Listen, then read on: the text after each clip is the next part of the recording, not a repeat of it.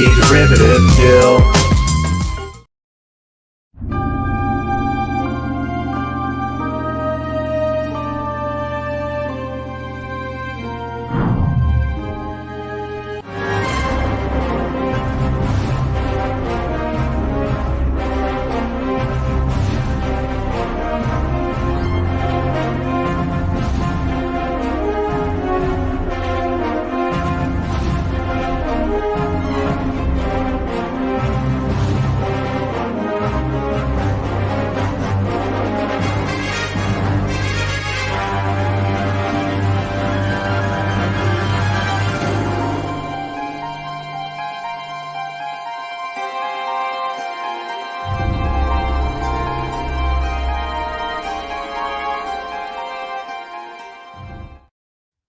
Well, that's better than hey, you.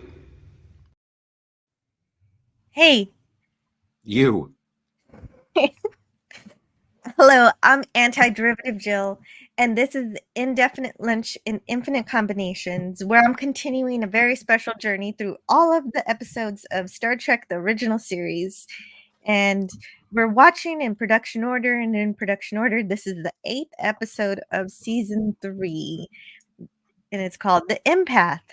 It's the 12th episode in broadcast order, first airing on December 6th, 1968. And it's significant because it's the very first original series episode to give me temporary narcolepsy.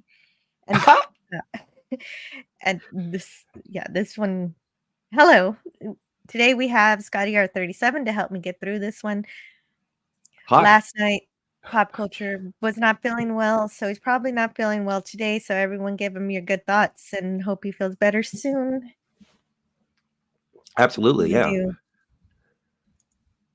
Yes, and also I want to say, thank you very much to Franco Walker. Special thanks to you for reminding me to put up the poll. I can be absent-minded with that sometimes. And hello to Jim's Landscape. Hey, Jim. Hey, Franco. Oh, man, sometimes I don't like it when StreamYard hides the comment that I'm trying to read. Oh, I didn't click it. Click on it? Well, that's the weirdest thing, though. Anyway. Hello, Jim. And he says, it's not the best, but hey, it's Star Trek. True. I agree. Yeah. Definitely. It is Star Trek. For sure. I agree. Remember back in the 60s, they tried their best to make good Star Trek. But like usual, it came down to the writers. Yeah, exactly, Jim. And this one doesn't exactly have the most professional writing.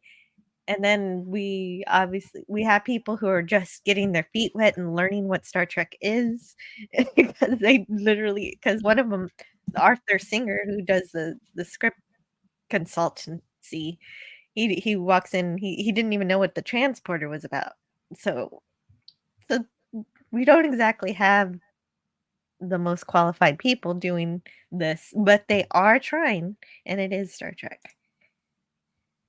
Jim says, remember back in the late 60s when they tried, you put that in twice. He corrected his spelling mistakes. Oh, okay. Hey, Matt G, how are you doing? And a special happy birthday wish. Happy birthday to Gorilla's Random Thoughts. Hey, everyone. All right. For my birthday, I want everyone to give this episode an F. And you know what? 19-year-old Jill, who saw this episode for the first time, would say, yeah, this episode is an F minus, if F minus is even possible. I hated this episode. It put me to sleep, like I said at the opening, and I just thought it was dumb and silly, and it didn't inspire me in any way. But I might not hate it as much today as I did then. Well, and it's funny because this is an episode. Hey, Gavin, who says season 3, Gavin. Another weak episode. Well, and I have avoided this one a lot. I don't think I've seen it all the way through before. And upon watching it with the dark cloud that hangs over it, I think it's fine. I know I am so milquetoast that if it's the original series, I will like it. And going through these in production order, it's not the best, but I think there's some great character stuff in here. Plus, we get fake Scotty, which is always, it makes me happy just seeing him wave. That's probably the only part I really like. It's not the worst. I can't even say, oh, well, it's not the best, but no, it's just not the worst. So, Jill, would you say it's FU out of 10? Well, you know what? I don't think there was an attempt to say FU like I would say for other Star Trek that we won't mention. I don't think this episode was trying to F anybody. So so at least there was no ill intent in creating this episode. Well, and oddly enough, and I'm not sure how true this is because it is the internet and people can post whatever they want. But apparently this is DeForest Kelly's favorite episode. Yeah, is that true? I don't know. I saw that information, but I didn't see a source to it. But thank you for bringing that up because that is a very important piece of information that people say a lot. And it would make sense because he does play a big role in the episode in terms of his sacrifice. Yes. And I want to welcome to the panel Sub Commander Tall. Yay. Hey, how are the both of you? Very well, thank you. Good. Sorry, I'm doing this for my phone and I didn't load up a picture, but it's me. So I do trust that it is you. It does sound like you. How are you doing? I'm good. I just got back from Safeway and I saw you were doing this episode, which has a bad rap, and I wanted to be here because I really love this episode. This is one of my favorites. So wanted to be here to defend it if need be. And there is a bit of a need because I have the opposite feeling. But that is what this channel is all about, is hearing all the different perspectives. And this episode first aired on December 6th, 1968. And so now we also have Sub Commander Tall. I'm so glad you're here. Reference to production of these episodes will include Star Trek 365. I learned about that from Raquel Briggs, who reviews all of real Star Trek from 66 to 05 with Cloburn Times on their Saturday night Star Trek show at 9 p.m. Central Time. And it's a lot of fun. We just finished season 3 over there, and of course, you know what that means. We're starting season 4, and of course, we're going to meet 7 of 9. And also I'll make some references to These Are the Voyages and some other references as I go along. And so even though my slides are in order, you can talk about this episode in any order you want, especially this episode. So I'll read the preview for the Empath as a refresher for the episode. With the Monaran sun about to enter a nova phase, the Enterprise heads for that solar system to retrieve Federation researchers, Link and Ozaba. But when Kirk, Spock, and McCoy arrive at the laboratory, they find it to be empty. A log record indicates that the scientists literally vanished into thin air, but before the trio can figure out what happened, they are apprehended in the same way. Transported to a bleak underground facility occupied only by a mute woman, a pair of highly advanced aliens, and the lifeless bodies of Link and Ozaba. The aliens, who identify themselves as Vians, admit that they are conducting an experiment, one that regretfully has cost the 2 Federation researchers their lives. But the experiment isn't over. Now that the Enterprise crewmen have arrived, Vians can continue their work, which may ultimately save the mute woman's entire species, but cost Kirk, Spock, and McCoy their lives. And Gavin says, even bad TOS is far better than the current stuff. Yes, definitely. Definitely agree with that. And hello to JT Kirk. Happy birthday to Gorilla. Gorilla's Union Club. Oh, happy birthday.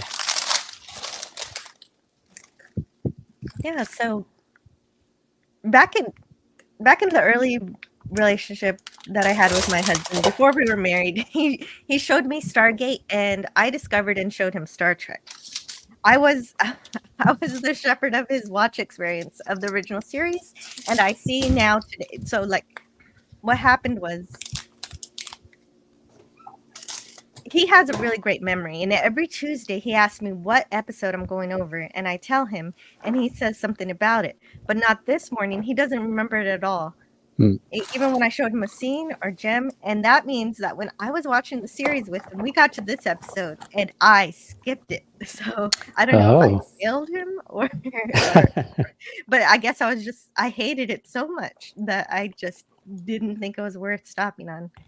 And I didn't even stop on the skip the alternative factor, which is way worse.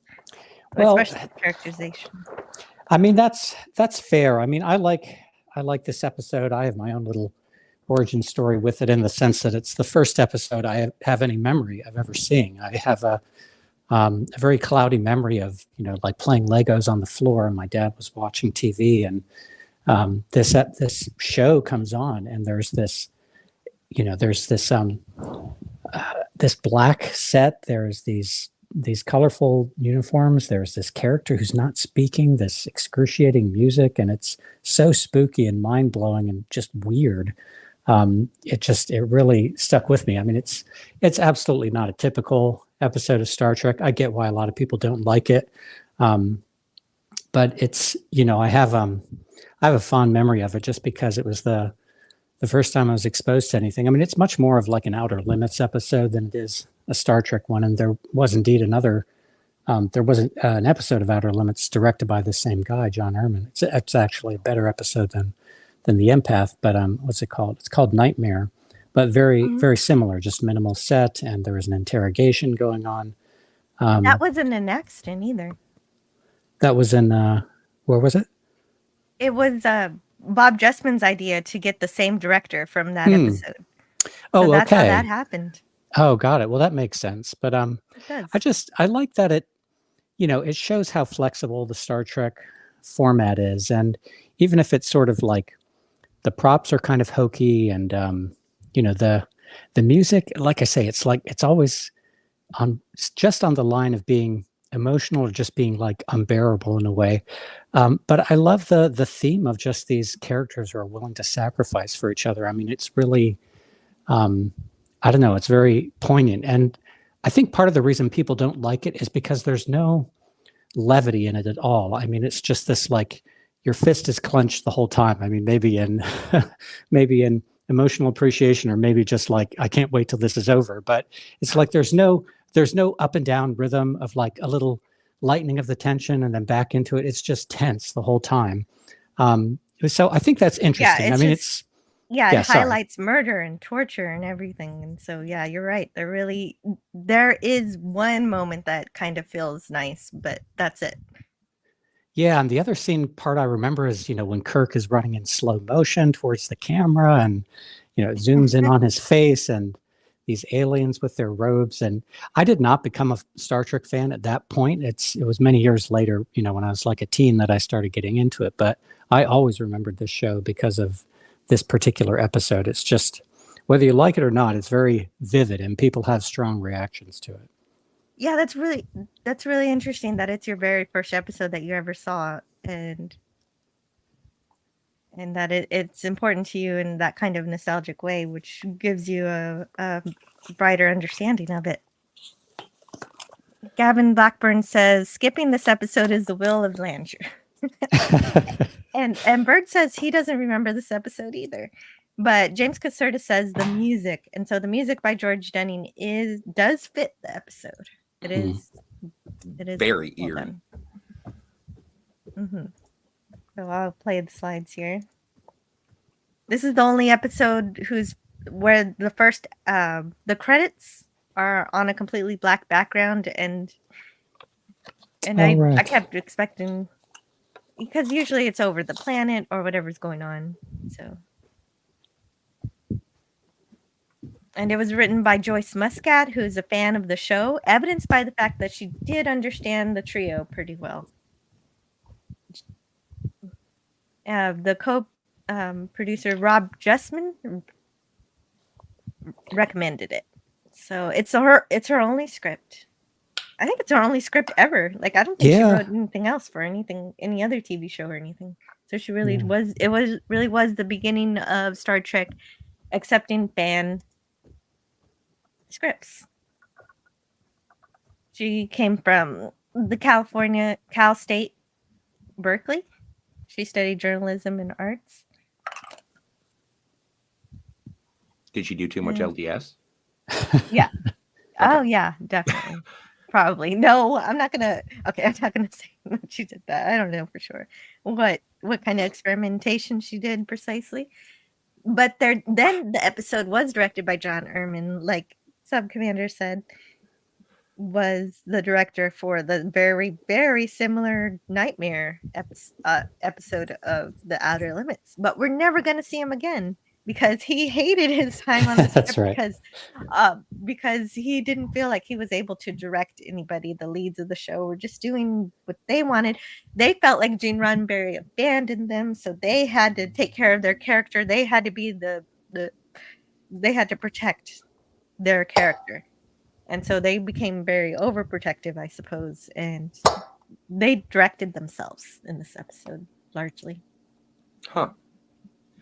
Well, I like the performances of our intrepid explorers. I think when I first watched it, I got frustrated with Jem being a mute. But this time around, I was like, I'm glad she's not talking so that we have more time with Kirk, Spock, and McCoy. Because it would have dragged things down if she was, I don't know, if she was doing anything else than what she's doing. And so I really like the interactions between the big three. I don't agree at all. Okay. Please. But before we do... You wanted her to say stuff? Well, I wanted some sort of communication. The horror doesn't talk, so I don't mind that she's not talking.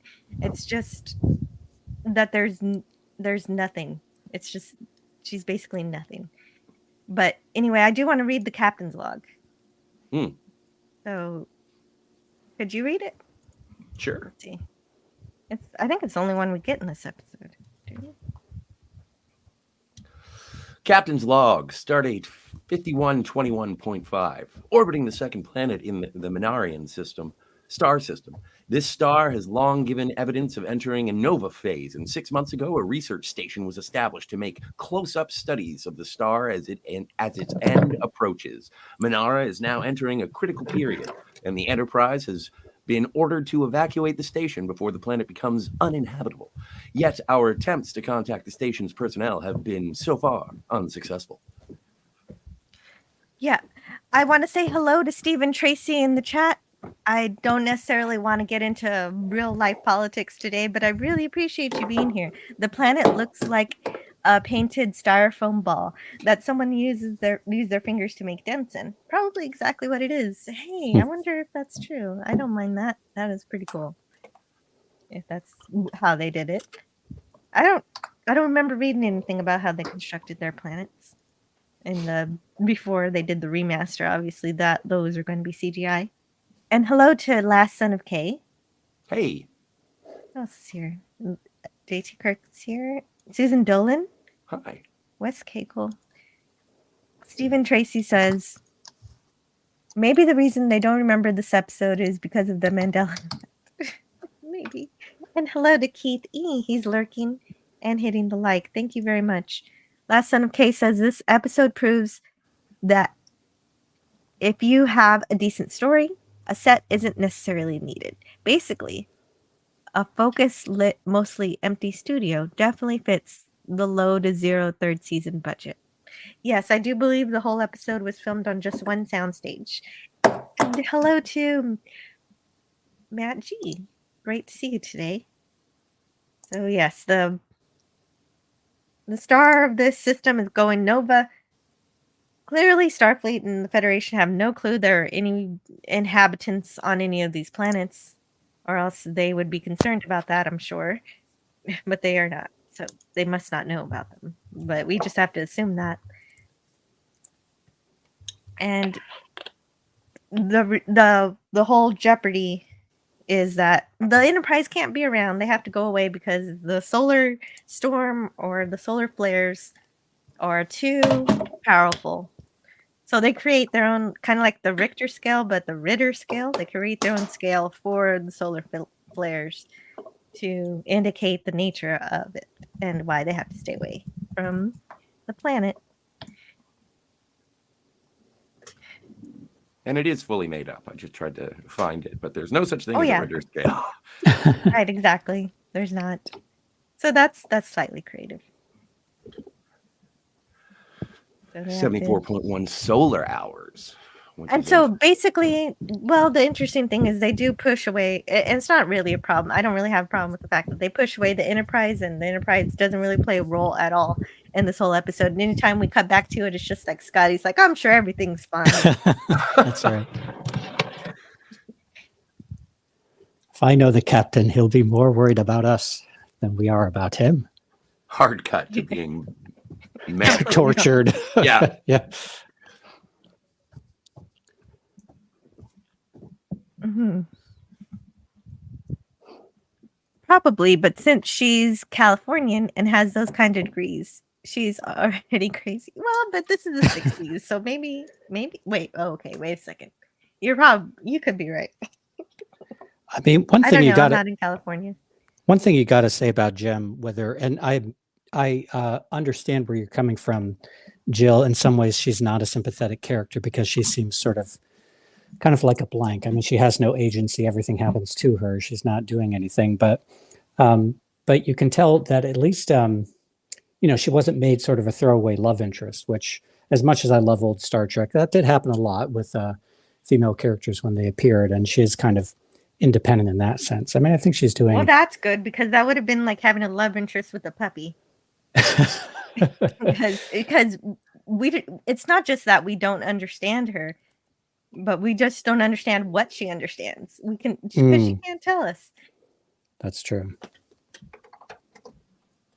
Well, and also it's a bit of a daunting task for the actress, just because not being able to speak, and then the impetus for the entire episode is her overcoming her selfishness or her fear of her own harm, but she has to overcome that to save the crew.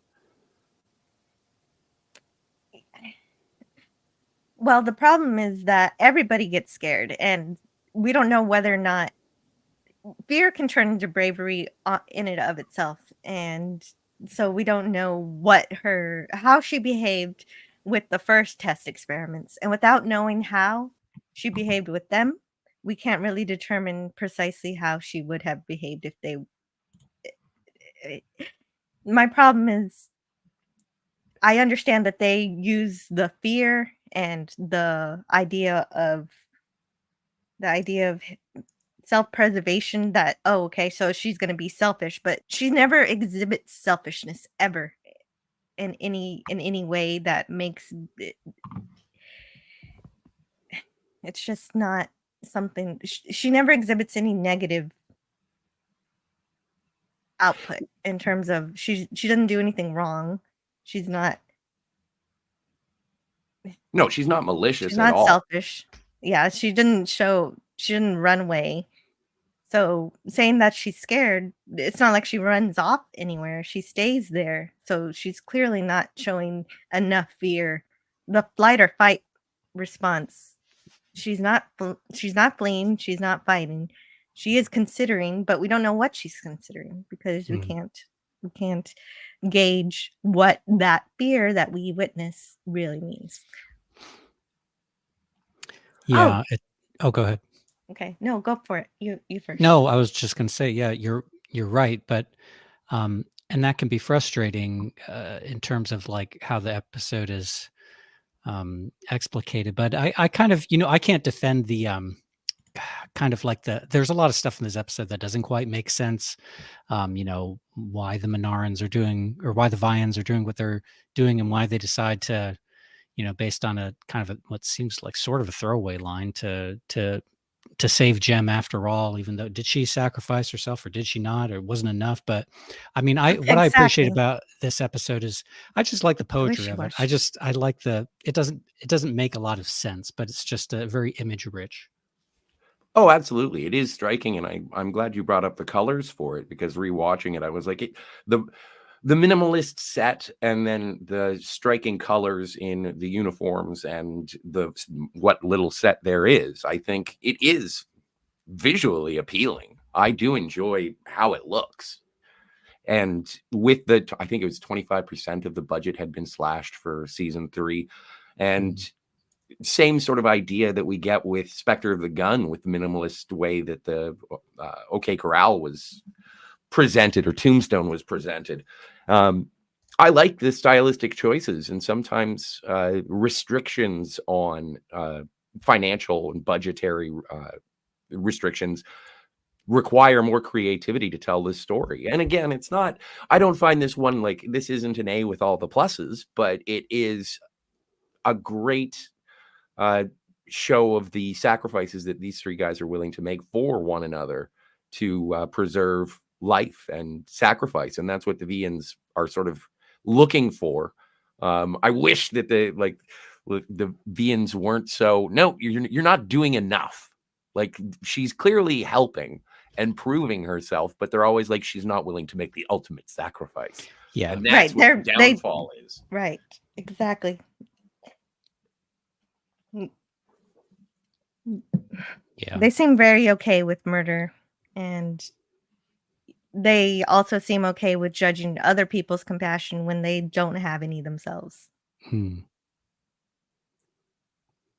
Actually, one of these guys was in that Outer Limit episode, if I'm remembering correctly. One of the Vians, he had a minor role. I forget which one. It's not the. Okay. Yeah. Anyway.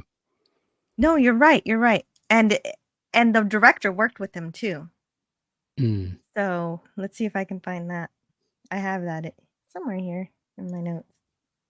Oh my goodness, my screen's starting to flicker.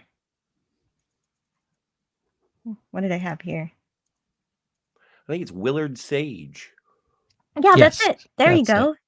Yeah, Willard Sage was in the Outer Limits episode. And it's got, this is so funny because it's got Martin Sheen in it and James Shigeta. I'm not pronouncing that properly, but you'll remember him as Takagi from Die Hard. That's right.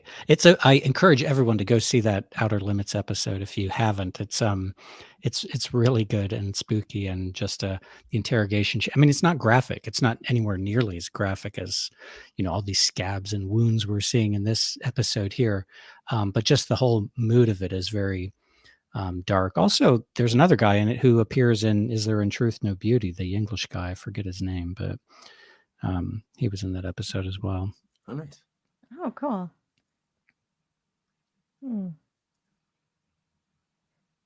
Oh, and let's see. Well, and there are, I guess, just looking at this with Jem, like McCoy arbitrarily choosing to call her Jem it is better than Hey You, but it's not really explored. There's also the part where Scotty does show up and they just flat out dismiss it. And it's like, nope, that was a mirage. And it's like, so was it an image that the Vians had? That was one of the problems is, yeah, right. It was definitely an image that was projected, but Spock would never say something like it was a mirage. That was so unscientific and not the right way to present something like that. That's true. Well, that's better than Hey You. And there were just so many things that are questionable in the script that are not clearly presented. Their own imperfections killed them. They were not fit subjects. And so they didn't have the qualities that our trio had for whatever reason, but we don't really get any sense of how that really went. Did they just...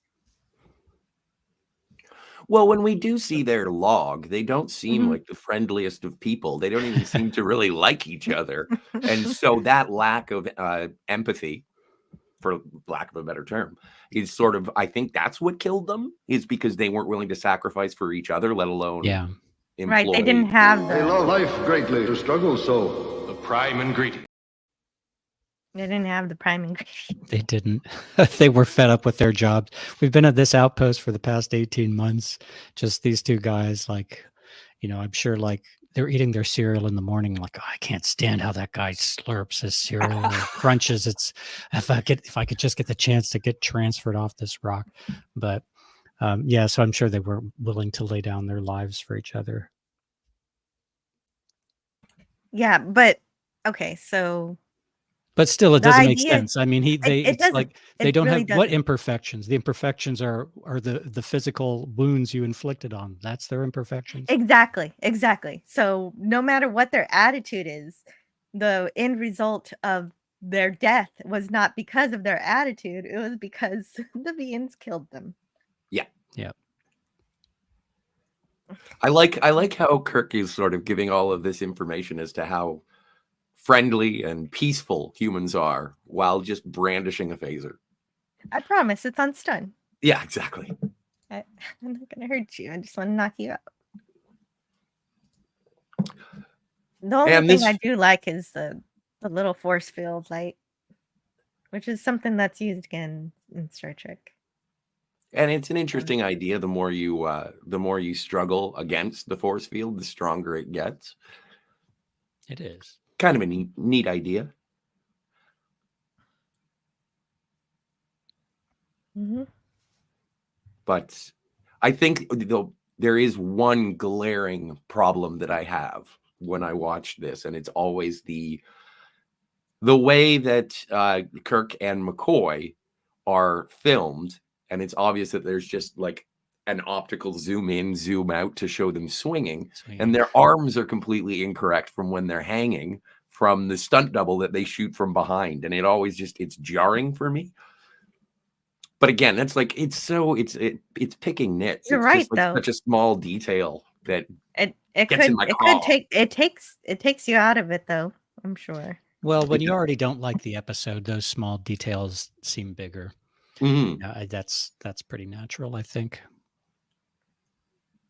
Well, and the aliens, they just don't have any redeeming values, and I do want to talk about.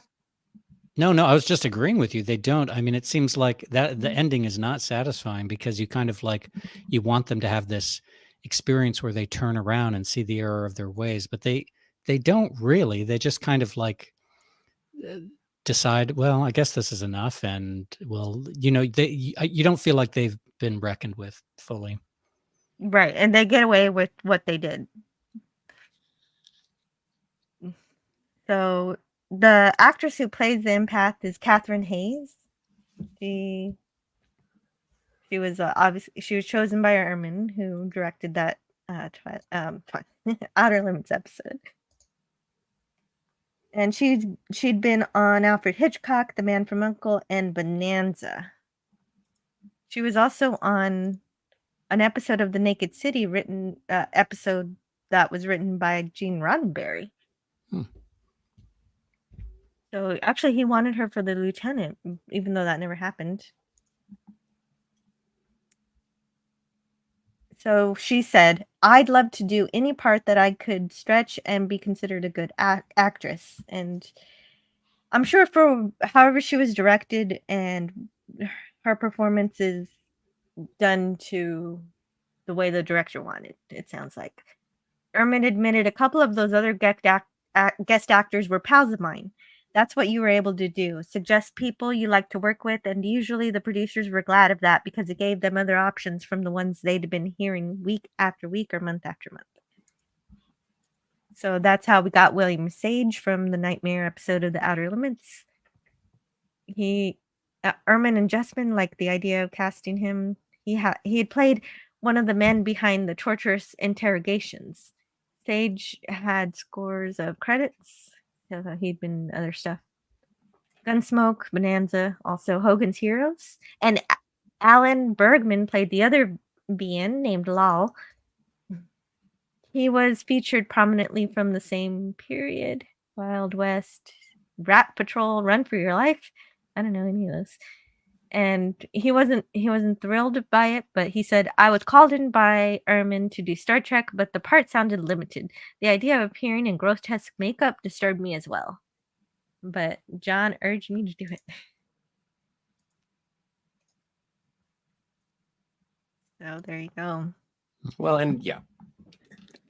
I'm And glad I that he guess, got sort of like a reunion yeah, of I guess sorts. we can mention the dead people. Jason Wingreen played Link, and David Davis Roberts played Dr. Ozaba, who quoted the Bible. So there you go. And so I'm the first person who loves a new alien species who doesn't communicate like we do. It's a struggle to learn how to read. It's that struggle to learn how to read one another that makes Star Trek compelling for me most often. We never learn the Horde language, but she learns from Spock and spells no kill eye, showing that she does know language and how to communicate through the mind meld. Shows that, she had something very important to report about the horrors that she'd experienced from the miners. So there was that link, and here we don't have that link, and the only link we have is the one dead in a tube. So that's my favorite thing, that we have a chance. We had that chance for the same thing here, but we never Spock never does a mind meld. And Yeah, that is sort of strange. And then, but they do comment and they say that maybe she communicates telepathically, and Spock says, well, there's been no effort to reach our minds, but he doesn't. He does sort of skip over that one thing that he could do. Maybe he's still in the after effects of having joined with Kolos from the last episode.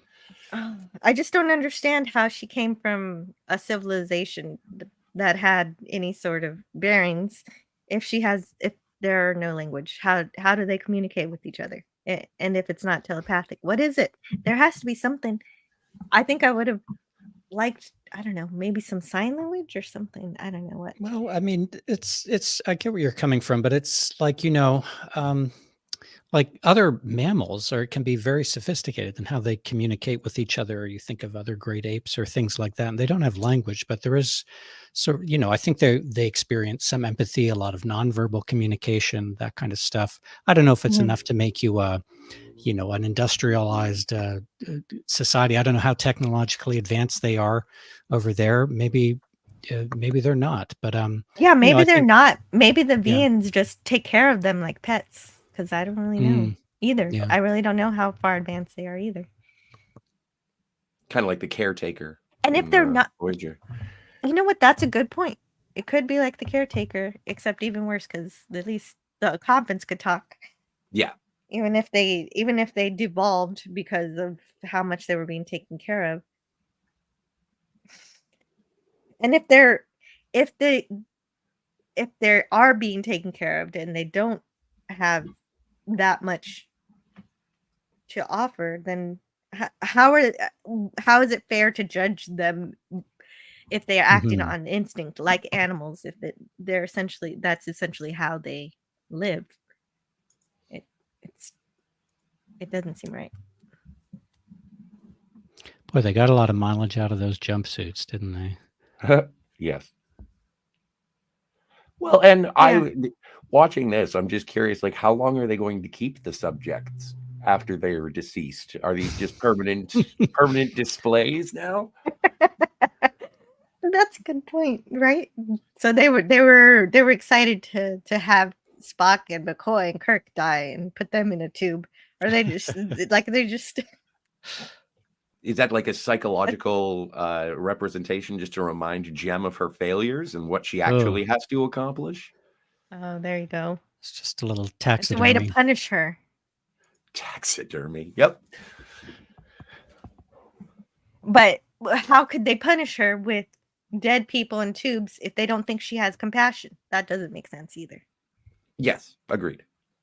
And we know that she has compassion throughout the whole episode, because the very first thing she does is heal Kirk. Oh, wow. There's a lot of... Let's see what's happening.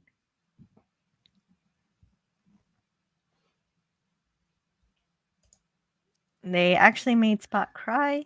Oh, that's a different episode. Yeah, Spock does not cry in this episode. Just the audience. Just the audience.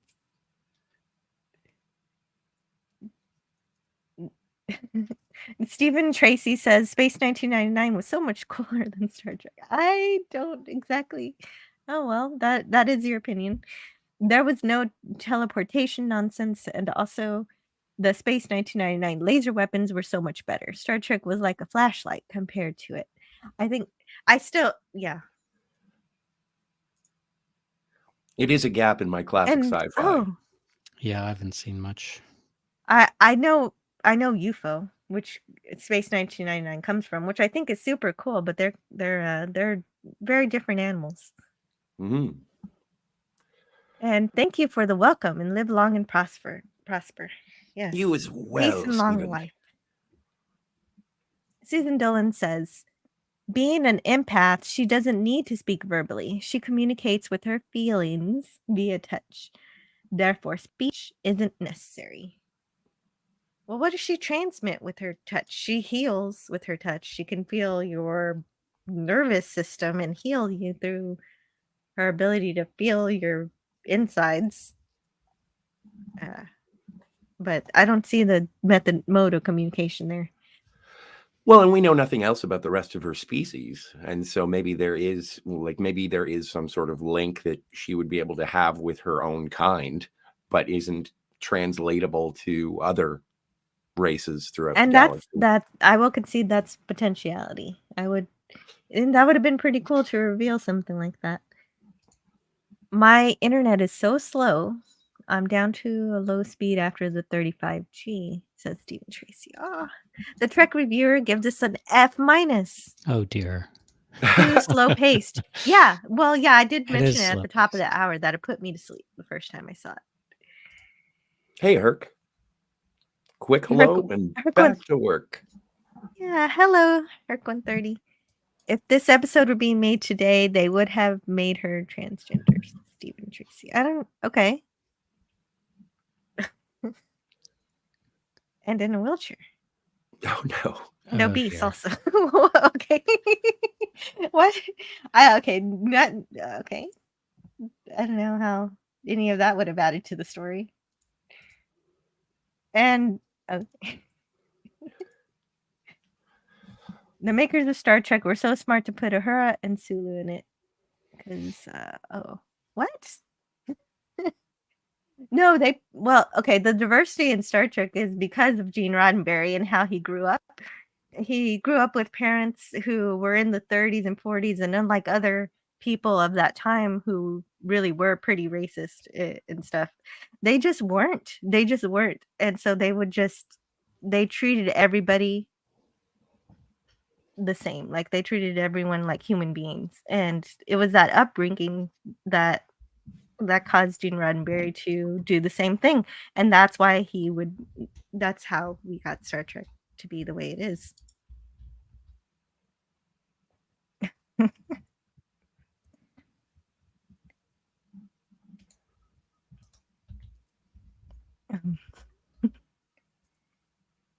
And then we have these control devices that aren't actually devices. They're just sort of amplifiers for the mental capacity or mental. Now that is bullshit.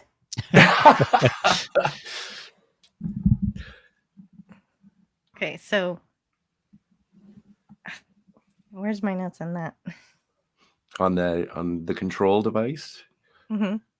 Yeah, because if it runs on electrical impulses controlled by the mind, and if Spock is able to potentially manipulate it enough to figure out what frequency to set it, then it has to be mechanical. There's no way around that kind of inconsistency. And I think it's idiotic to just say, oh, well, it's not mechanical because it just runs on the electricity of the mind and it only works for one mind. That's fine, but it's still a device that Spock is manipulating. Yeah, there has to be something to be manipulated. Yeah, so and there I have get to be that, inner machinations. I get that they're trying to say the technology is beyond us because we're dealing with advanced aliens. But to say something's not mechanical when that's exactly how Spock is treating it is contradictory.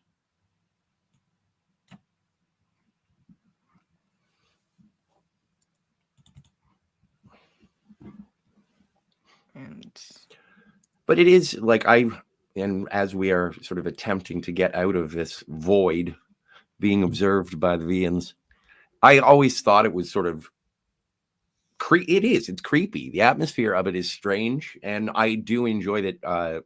Again, one of my favorite things, and I've said it before and I'll say it again, is when true Starfleet officers find themselves in a very strange situation. It's just assess what needs to be done next. And they absolutely, like, they're doing their jobs. And I love it when Starfleet members or Starfleet officers are doing their jobs. Hey. and Scotty, for people just listening, Scotty said that because I played a GIF that takes the fake Scotty, the illusion, the mirage that the Vians project, and someone took that, turned it into a GIF, and put "Hey girl, hey," and it's a GIF that I use every once in a while, so I remembered it and included it here. And I wanted to say hello to Pop Culture Curator. Hey everyone, sorry I missed today's stream. I'm in the hospital. Oh, I heard that you were sick yesterday because that's why we didn't do Lost in Space, but I didn't know that you had to go to the hospital. I'm so sorry you're not feeling well to the point where you have to go to the hospital. And so we're thinking of you, and we hope everything's okay. Yeah, speedy recovery, sir. Absolutely. Yeah, feel better. Goodness.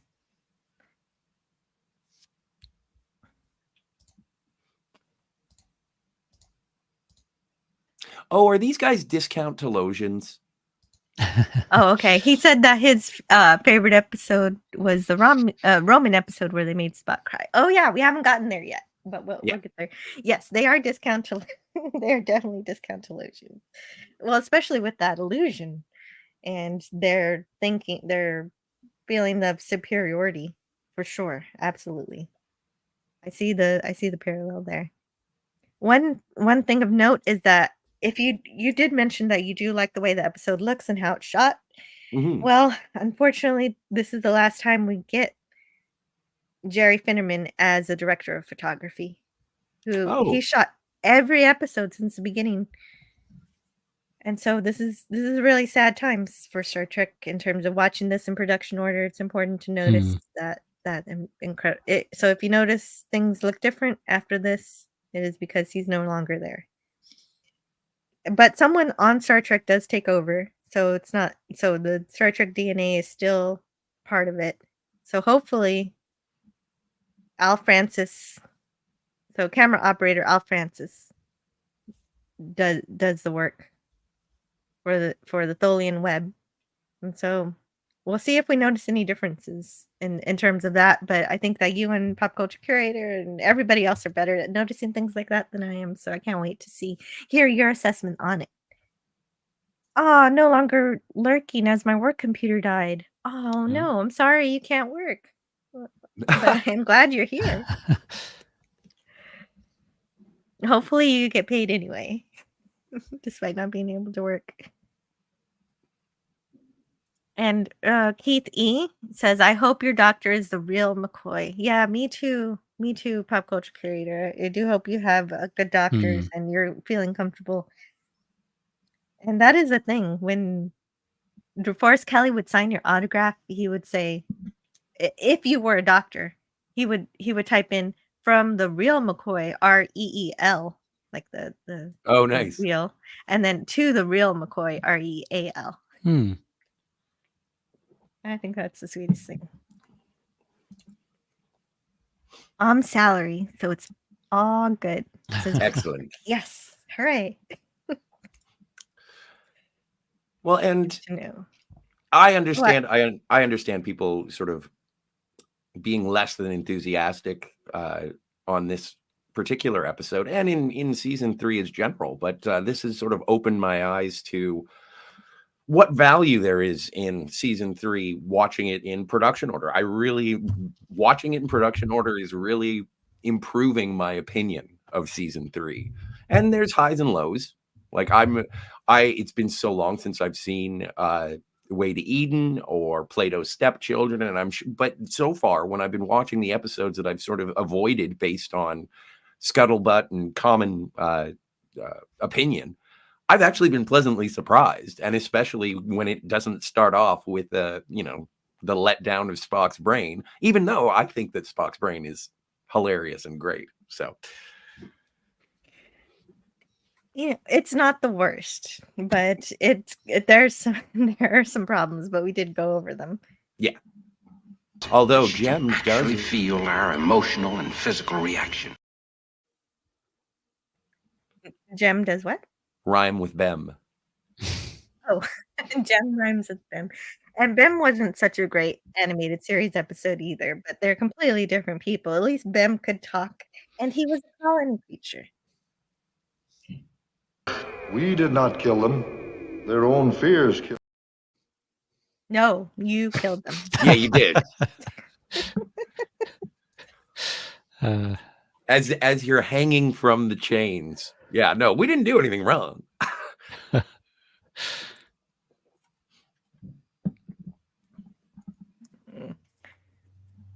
Those little thing, the top of the research outpost reminds me of the buildings in Mud's Women way back. Mm.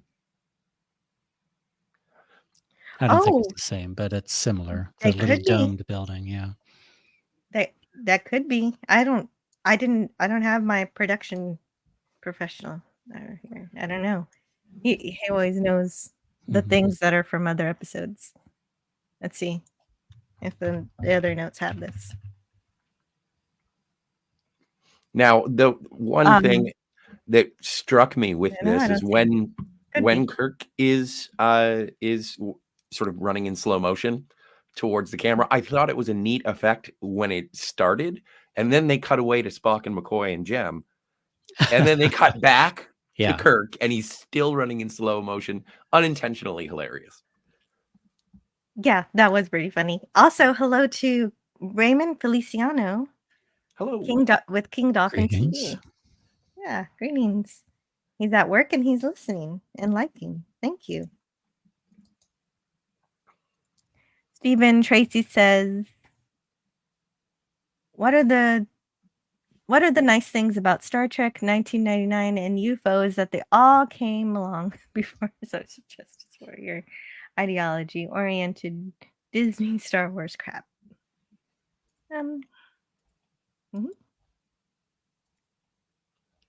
Well, and this is like, as we've spoken to the diversity on the original series and many of those television shows, it was, for lack of a better term, progressive for its time, but it was never preachy. It never got up in your face about it and demanded that you line up and agree with everything that was being said. It was well, right. The diversity didn't seek to demean anybody in its acceptance of all humanity. It fed your opinions as opposed to demanding your opinion. It showed everybody working together and treating each other as equals. So it led by example rather than admonishment. And we don't have a all hands on deck. We don't get Uhura or Chekhov, but also their absence kind of makes me appreciate the fact that they're not there, because they wouldn't have anything to do in this episode. So the omission sometimes is pleasant. There's a Jerry Finnerman shot for you. Right. So enjoy it while you can. And you know what? Maybe the guys who work under him learn stuff from him, and we'll see that evidence of that in the following episodes. I'm not sure yet, because I've never really watched Star Trek to assess the photography work before. So we'll find out next week how his absence makes an impact.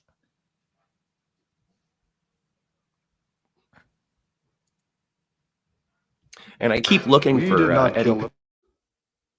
Oh yeah, what? But no Eddie Paskey. We're done with Eddie Paskey, unfortunately. Oh yeah, that's right. He had to leave. He wasn't feeling good. The lights were giving him headaches. He was in pain, and so he just had to stop. Yeah.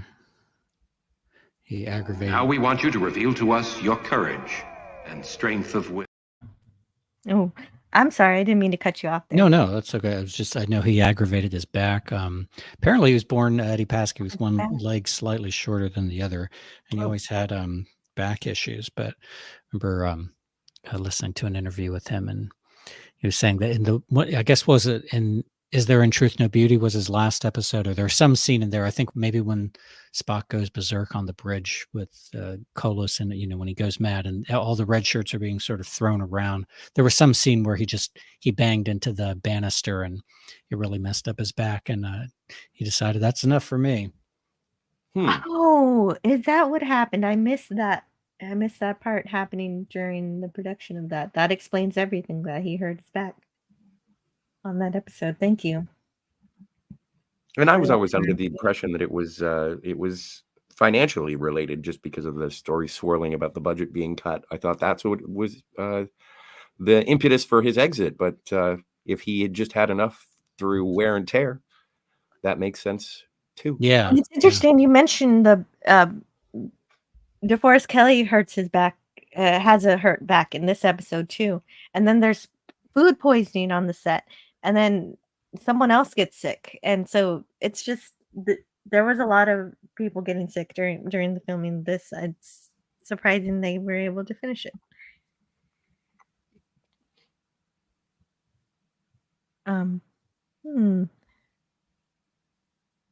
The thing Tracy says, the thing about Star Trek episodes is that the set matters, and it was so drab and dreary that it detracted from the whole thing. The set matters. Yeah, I do agree with that.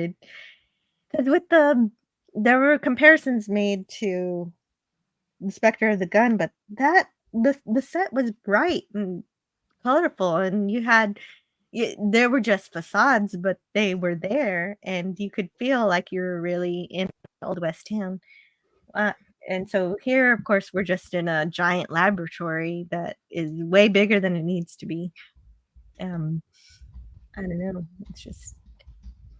Yeah, I mean, I think it's I wouldn't say the sets are beautiful because there's nothing there. I mean, it's a vacuum, but I think it's informed a little bit by some of what was happening in theater in those days in the 60s, and like these really minimal productions, in the round, and really focusing on voice rather than everything sort of like left to the audience to fill in. So I think it was sort of timely in a way. I mean, obviously the budget had something to do with it as well, but I think that kind of experimentation was in a little bit of the cultural zeitgeist to do something minimal like that. Okay, that makes sense. I didn't really know much about theater in the 60s, so if that's something that was popular back then, that makes sense. At least tell me what I'm dying for. That, yeah. And if you live, you'll have your answer. And I guess that's, yeah. But if you die, it's your fault. Yeah, exactly. You didn't have the prime ingredient after all. Well, I like the torture. This is the torture scene. What do you like? Just the sense of it being a large, ominous void. And the minimalism, I think, really does help with the tone. Mm-hmm. Even when they try and escape, for some reason, I misremembered that it was like one of those things where they keep going and going, and then they would end up. And it's like, how did we get back here? We've been walking in circles. I'm definitely misremembering it, but I thought it was eerie, and I thought it helps with the tone of the show or the episode. Yeah, and I guess that's another thing that comes from the Nightmare episode. Apparently, it says here that also had a minimalist set. Yeah. So Jem heals Kirk's wrist wounds just like he healed his cut on his head earlier, and so she shows compassion throughout the entire episode. She never shows any selfishness and it was interesting once we start seeing that she can absorb the wounds and take on that responsibility and heal. Mm-hmm. But then she like super heals like after she takes the wounds from Kirk, and it kind of lowers the stakes for me just because she's only in danger momentarily, because it does, like, she takes it on and then it goes away. And it's like, okay, so she's fine. And so I don't like that super healing aspect of it. It lessens the urgency for me. Yeah, right. that's The fair. stakes, the jeopardy is never high in this episode. They're always able to escape it because the Vians don't mind their rats figuring out how to get out. They just put them back to the starting point because they got their little transporter. And so there's low stakes, low potential for it kind of does take away from the sacrifice a bit. But that is one of the better handled the part where they do sacrifice for each other. Yeah, I agree with that. I think that's really the part, even if people who don't like this episode, it's still, at least they recognize that willingness between the three main characters to give their lives for each other feels Star Trek-ish. Definitely. And so in terms of understanding the trio and how they communicate and work together, Joyce did get that right. Oh, I love that these percentages were so specific. It's it's completely unbelievable, but it's I don't know, just spooky.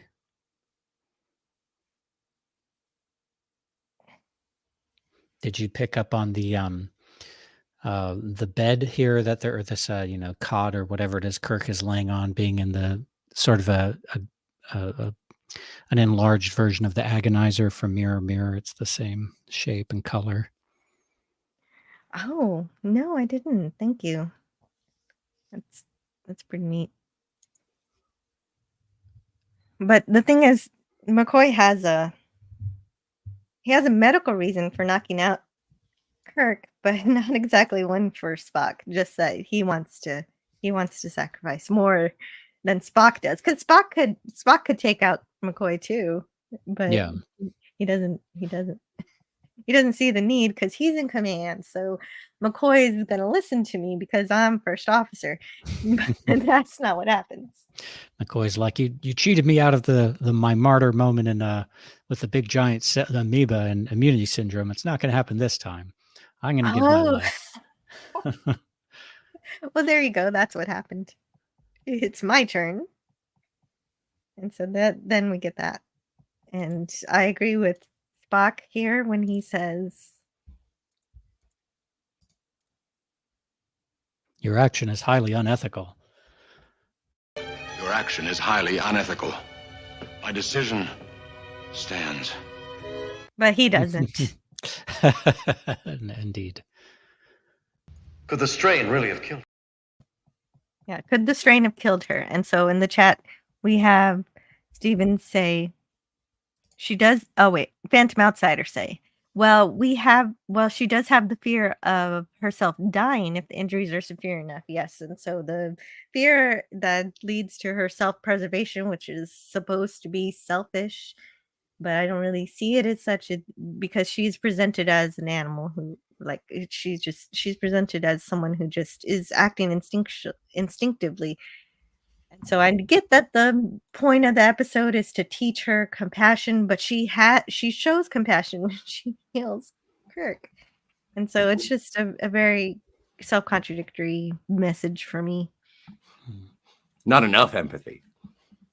Yeah, she didn't have enough. Yeah, she just says she's not good enough. And so who are these aliens to decide what's good enough? It kind of reminds me of the Conscience of the King, where that guy, he decides who is worthy of living or dying.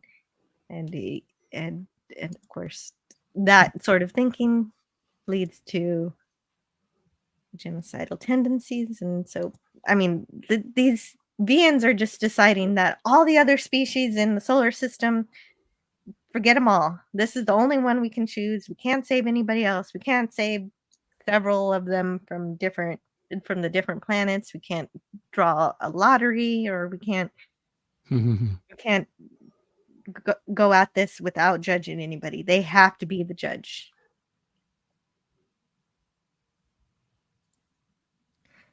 Phantom Outsider says, remember the aliens can transport only one race to safety. I'm guessing they have already stripped down their planet, so that's why it's so empty. Oh, okay. So that's the thing. How many planets are there with life? I don't know. There's, well, I'm sure there aren't there. I mean, there's at least two. At least two. Obviously, of all the planets of Minara, we have the ability to save only one, I think is the line. So I don't know how many planets there are with life, but only one can be saved. Like, did they already decide the other ones weren't worthy? They did this experiment, and if Kirk, Spock, and McCoy didn't show up. Well, maybe they've experimented on the other races already, and now it's Jem's planet's turn, and they're going to kind of decide, who responded the best. But they seem to make the decision right away that it's going to be Jem's planet because she. So then, why torture anybody? Mm-hmm. Yeah. They've already made their decision. Mm-hmm. We never really get to see. Aside from Jem, we don't get to see what's going on her planet. We don't know what the deal is with the other people that aren't going to be rescued. Is it because they have no capacity to take on the injuries of others? Is it? I guess it is just basically an empathy test to find out if they are selfless enough to warrant being saved. Yeah, that is their goal. So in the United Kingdom, the BBC skipped this episode. They said, after very careful consideration, a top-level decision was made not to screen the episodes entitled Empath, The Whom Gods Destroy, Plato's Stepchildren, and Miri. It was transmitted in 1970, but not re-aired until the 90s because they all dealt most unpleasantly with the unpleasant subject of madness, torture, sadism, and disease. And they finally showed the Empath on January 5th, 1994. Wow.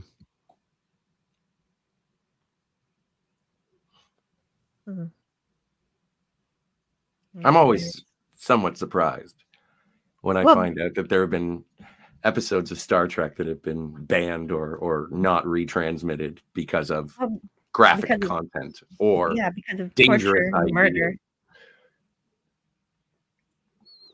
Yeah, I mean, maybe the episode would have been more convincing if they had spent more time at the end and really shown a light on the fact that it was really the Vians. If you don't have I don't know if they don't have emotions or they just don't have empathy or what, but if you don't have this piece, this what we would call that kind of human sort of piece, then you can't understand it from the outside. You can't analyze it. You can't measure it. You can't. It's hopeless. You either get it or you don't get it.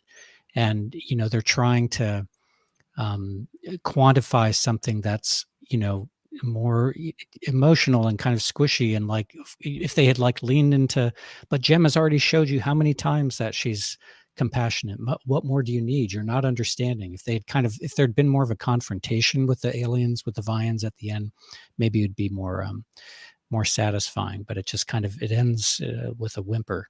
Mm-hmm. Yeah, you just explained it way better than the episode could have.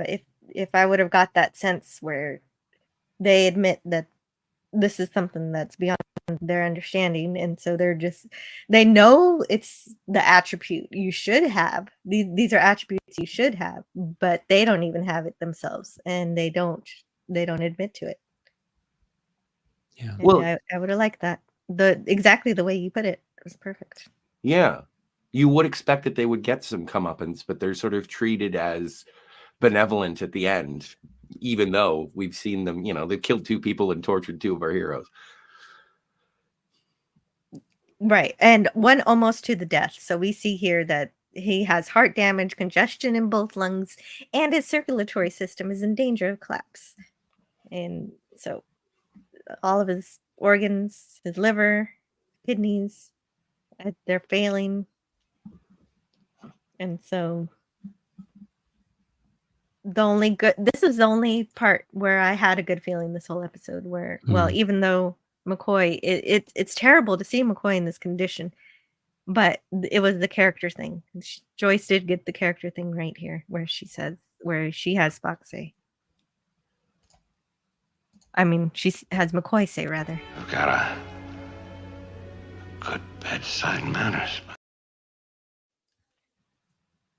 Because usually, of course, McCoy and Spock are usually at each other, and here they're actually caring for each other when it.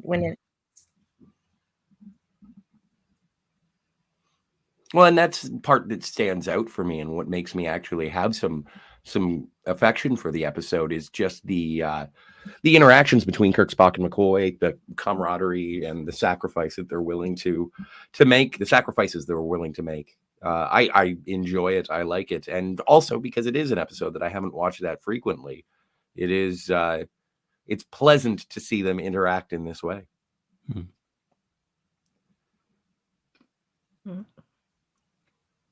And so the 365 book has a bit here about the episode. The word empathic was not part of the average person's vocabulary in 1968.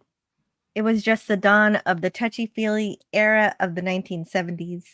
But Jem's amazing empathic abilities clearly intrigued Gene Roddenberry, who would introduce other characters with similar abilities in both Star Trek the Motion Picture, the Deltan ILIC, who is able to relieve Chekhov's pain when he is burned in a shipboard accident. Oh, hold on, let me pause the slides here. And Star Trek The Next Generation, the human betazoid hybrid Deanna Troi, who can read others' emotions, a handy skill for a ship's counselor. When Scotty hears about the strange experiments that the beings orchestrated to judge the worthiness of Jem's people for salvation, he relates the parable to the pearl of great price from Matthew 13:45-46 from the Bible. His observation feels like a non sequitur within the script, perhaps because it is one of the very few biblical references in the original series. Roddenberry felt strongly that the Star Trek universe should be a secular one, not anti-religion, but one in which individuals were free to believe in whatever faith they cared to believe, without fear of prejudice. Hence, for the most part, no individual religion was singled out for attention, except where a biblical phrase may have slipped into the common usage.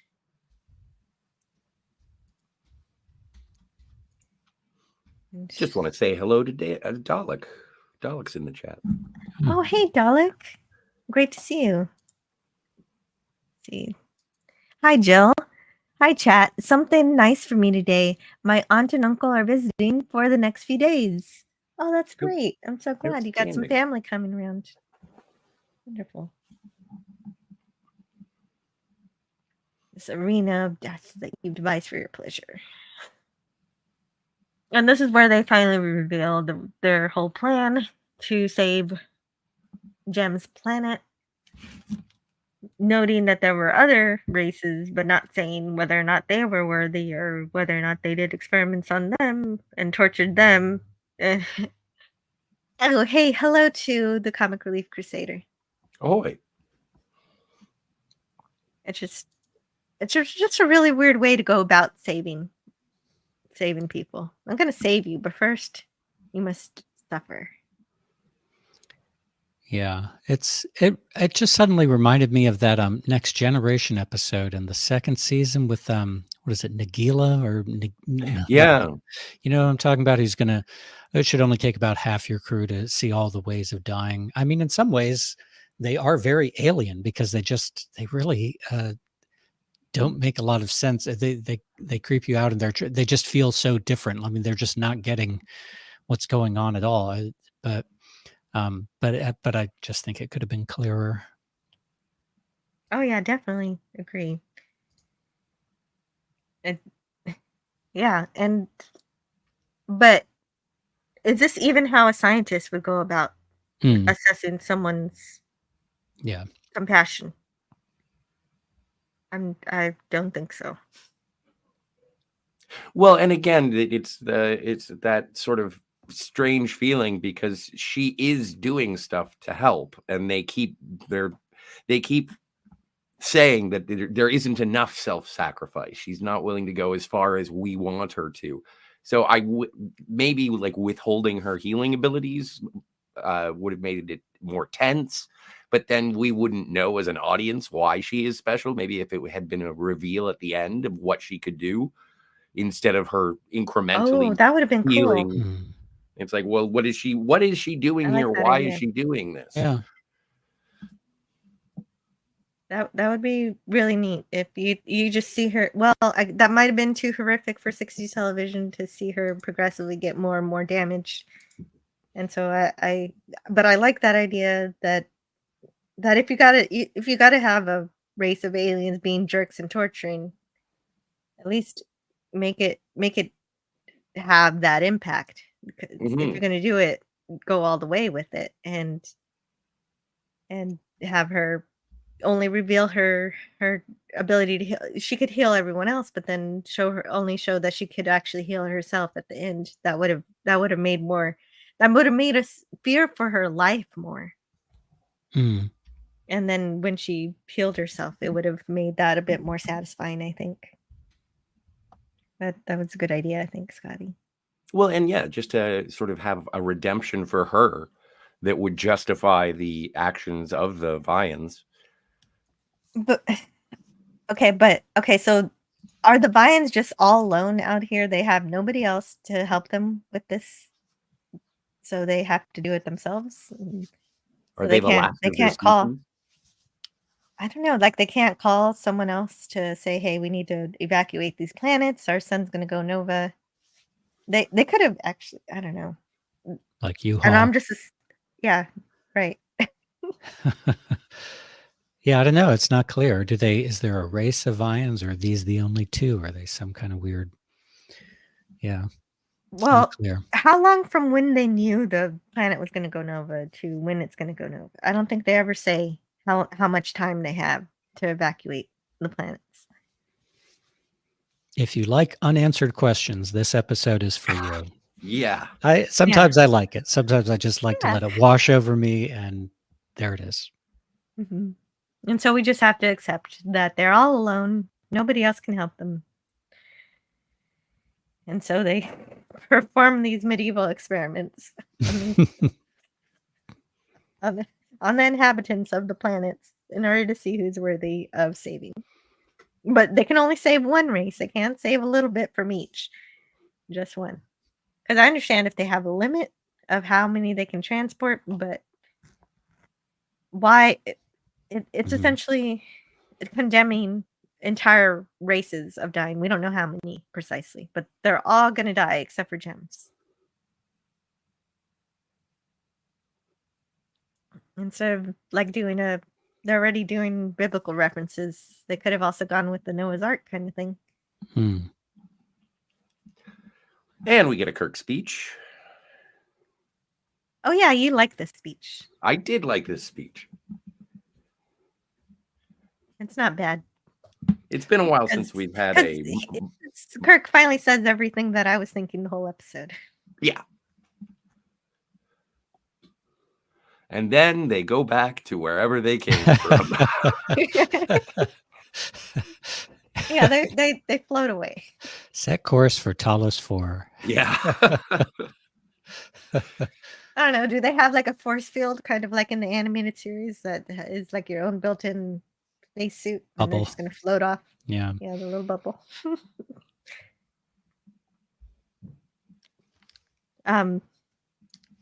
This ending is a little weird to me.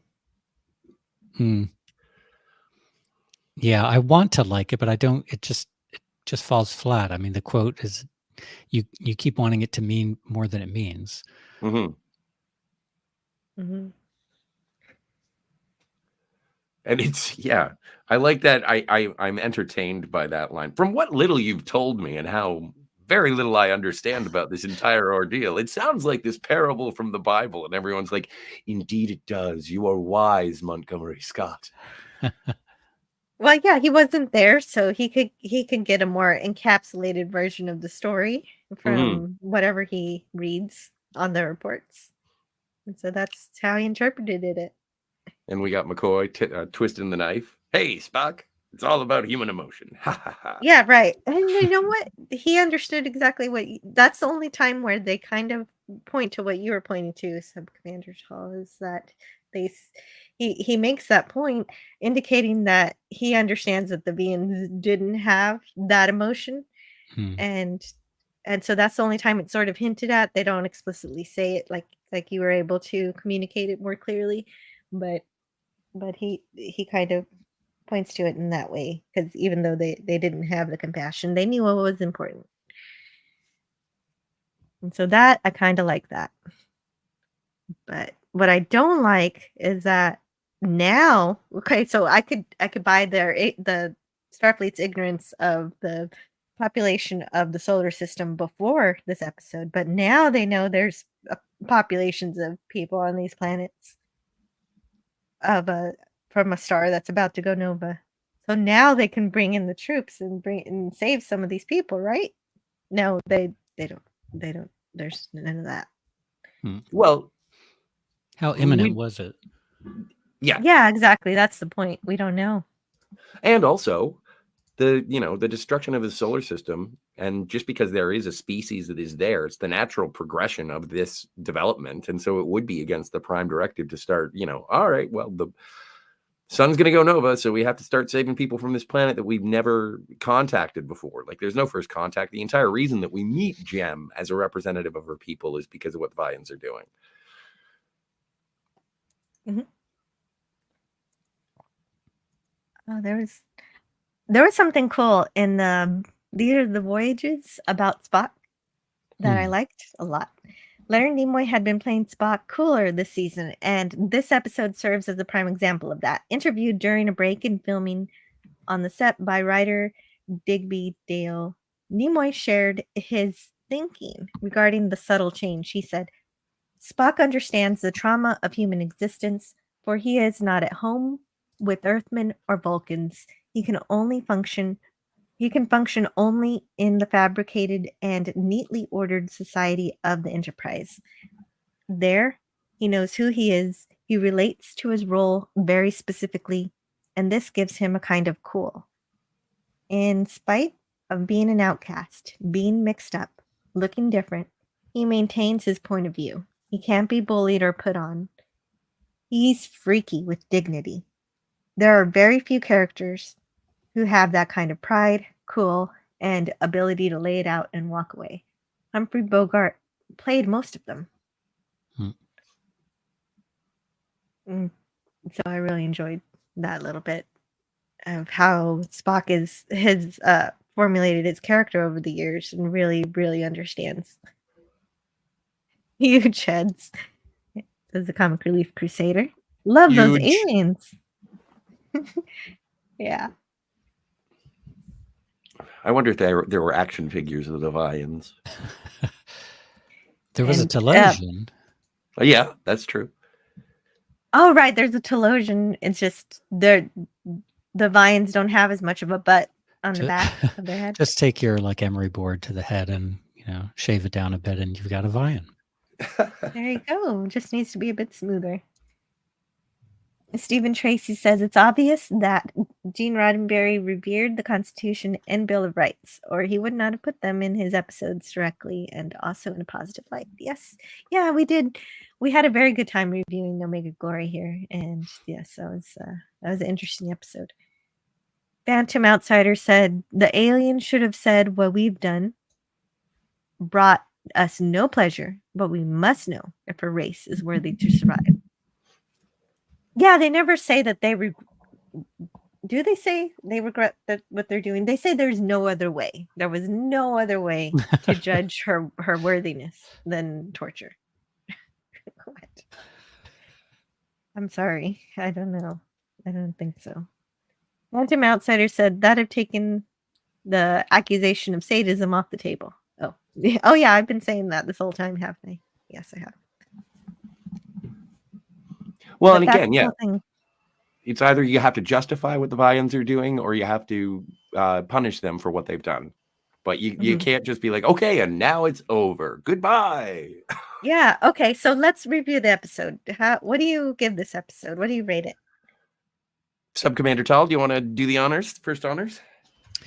Sure. I mean, I'm able to disassociate my nostalgic, affection for this episode from how I objectively think it is. I think as Star Trek episodes go, it's not great. It's probably, a C, or I forget what kind of scale you do. C, I guess I'd say. I mean, it does have the great theme of sacrifice, but it isn't presented in a plot where it really makes sense to see it. So, I like it a lot because I enjoy the kind of just how evocative, how much, I don't know, for me anyway, I enjoy how evocative some of the images are, and yeah, mostly horror kind of images in a way, but it's just such an emotional episode in some ways. But we've talked about a lot of the inconsistencies, and I think this, it could have been a much better episode if they'd focused on one or two other things, but I still like it. I always watch it when it comes on. But realistically, it's not very typical of Star Trek. It's, it doesn't have much adventure. There's no moments of levity even here or there to break the tension. But it is interesting that, you still, you could have a show, and these actors who are so capable could do something like Trouble with Tribbles, could do Balance of Terror, could do something like this. Maybe this isn't as good as those. It's not, but they could do a variety of formats. Absolutely. Yeah, and I don't mean to, like, if we hadn't had this whole review, what was your review of this episode like before I started tearing it down? Because I know you have a nostalgic feeling for it, so I don't want to take away from that. No, And I've so seen if it. you do have a higher rating for it, you can give it. It's no. I don't feel influenced. I've thought about this episode a lot. I've watched it a lot. I know there's things about it that aren't good, but there's things about it that are just, I like them because they're different. Okay, good. Like just them, making sure. Yeah, I like them because the same way you might look at some, I don't know, otherwise grotesque piece of modern art, like some Jackson Pollock kind of messy drip painting thing, and think, what the hell is that? But there's something about it that still, I don't know, has an impact. But it's definitely not. It's not a typical Star Trek episode. It's much more of an Outer Limitsy kind of thing. But I like Outer Limits too. So I like it for what it is. That. And so I will go watch the Nightmare episode and see if that helps me with this one. Mm-hmm. So what do you give this one, Scotty? I am unwilling to separate my nostalgia and love for the original series. I give this one a B-. And I think I'm just throwing the minus in there to appease people, but I like the you don't have to do that. That's what I know, but I am like, there are so many things, like I could go through the as we just have and say, this doesn't make sense. I didn't like that. What about this? And so the minus is there to appease my own personal criticisms of it. But I like the character stuff. I like the tension. I like the design of the set, how it is just sort of an ominous void. I understand the criticisms because they are completely justified when it comes to the motivations of the Vians. But I still enjoy it, and it, as we've been going through in production order, I've just been getting a sense of these episodes that I have passed over, and whether or not it's been justified that I've been passing them over. And a lot of these are like, you know what, this is not as bad as I remember, and not as bad as I have been told. And so I do like it. And it is interesting with Miss Hayes, just to be able to have a co-star who represents the benevolent nature of the Vians, and their desire to assist a race of people, but also, there is the torture. I like her being there because it gives our heroes something to talk about without her interrupting. And so it is a very McCoy, Spock, and Kirk heavy episode in spite of her presence. I like it for the sacrifice and the camaraderie and the friendships. And yeah, I totally dig how a lot of it doesn't make sense, but it's still Star Trek, and I still love it. So B- for me, for this kid. An apologist.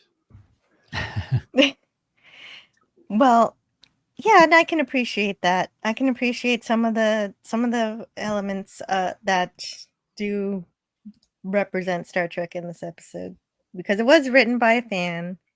She doesn't write. Yeah, she just writes this one episode, and I concede there's some decent character moments. She understood the characters, so the characterization is better than even the last episode we just saw. The Is There in Truth No Beauty? Because there's some weird character stuff that didn't seem right in that one, that I don't get those senses here, and definitely better than the characterization in the alternative factor. So even I just find that a lot of the dialogue is throwaway. They didn't need. They repeat stuff a lot. It drags a bunch. I think Franco Walker says it's boring, and that was my first impression of the episode when I very first watched it. It requires extra work by the watcher to decipher the machinations of the Vians and to try to fill in the blanks for their motivations and their goals, and why they seem to be benevolent and that they want to save the planet, but the method in which they're doing it is torture and murder. So it's just, as Spock says, highly unethical. And so while I appreciate the character stuff, I did like seeing them try to sacrifice themselves for one another. It's just the sadistic design of these rotten aliens who think they can just judge morality this way. I just don't like it. Joyce is a fan, very evidently, but she forgot about Starfleet and the Federation, who would like to be informed that there are sentient life forms surrounding a sun that's about to go nova. So I don't see why. If they just said, "Oh, we're just too far out of reach. By the time we get there, we can't get there in time." So these guys, so we're supposed to accept these guys are the only salvation for the people in their solar system, and that's all. But Star Trek is a little bit more expansive than that, and so this episode is a bit inward, a little bit too forgetful of the rest of the universe. And it has all the right ingredients for the Trinity, for our three most important characters, and so that's what saves it out of the F range for me. So I do give this a D. And that's coming from a D-. If you ever hear the commentary for this, Scotty and I recorded a commentary last night. Favorite episode. The fan favorite episode. Yeah. So but it will be for members only. And so in that, I do give this a lower score. And so I did bump it up a little bit today. Oh, good. Just because of just for the music and this is just the last time we get to see Finnerman's work as a director of photography. So that's kind of a thing, and I do, it does have value, just like the 365 book says. We get the creation of ILIC for the motion picture, which I love. We're going to be reviewing the motion picture on the 15th. On Friday. So anyone who I can't wait for that. That's going to be a lot of fun. That is. I haven't watched the motion picture in a while. That's great. Yes, and so I'm glad that it inspired that and the Betazoids in Next Generation, and possibly. But the thing is, they thankfully can speak, and they were telepathic in their reading of emotions. So yeah. Anyway. Well, folks, I'm going to have to leave you at this point to go start some vegetable chopping and that kind of thing. But I'm glad I could sign on for this. I'm so happy that you were doing this episode today. Yeah, thank you so much for being here. I hope I didn't do any damage. Yeah, no, but I know you know this all. episode so well. You know all of the dialogue to it, and it's really impressive. Well, it's always how fun much you know about Star Trek. I love talking about that with, with other people and, getting different takes because, yeah, I do know them pretty well, but I've basically stuck in my own head with them. So it's nice to get some other perspectives. I certainly don't expect everyone to agree with my takes on things. So Yeah. I enjoyed the discussion. And thank you for being here, and enjoy your lunch. Yeah. And Well, right, do yeah. you have anything that you would like to promote that you do around on the internet? Just my Twitter handle. If you go to @SubcommanderT, fairly. I only do Star Trek on Twitter. I have another one which is sort of a parody account of. It's supposed to be a log of Mr. Leslie. It's called @Mr. Leslie TOS. So if you're into that kind of thing, follow me on Twitter. I am, and I Definitely. follow Mr. Leslie. Thank Oh, you good. I so do. much. It does I do brighten too. my day. Good. Yeah, it's a lot of fun. Well, So everything you post is a delight. So everyone thank who you. loves Star Trek should be following you on Twitter for sure. Thank you. All right. Have a great rest of your afternoon, guys. You Yes, as enjoy well. your Tuesday. Okay. Bye. Bye. Always good to see Sub Commander Tal.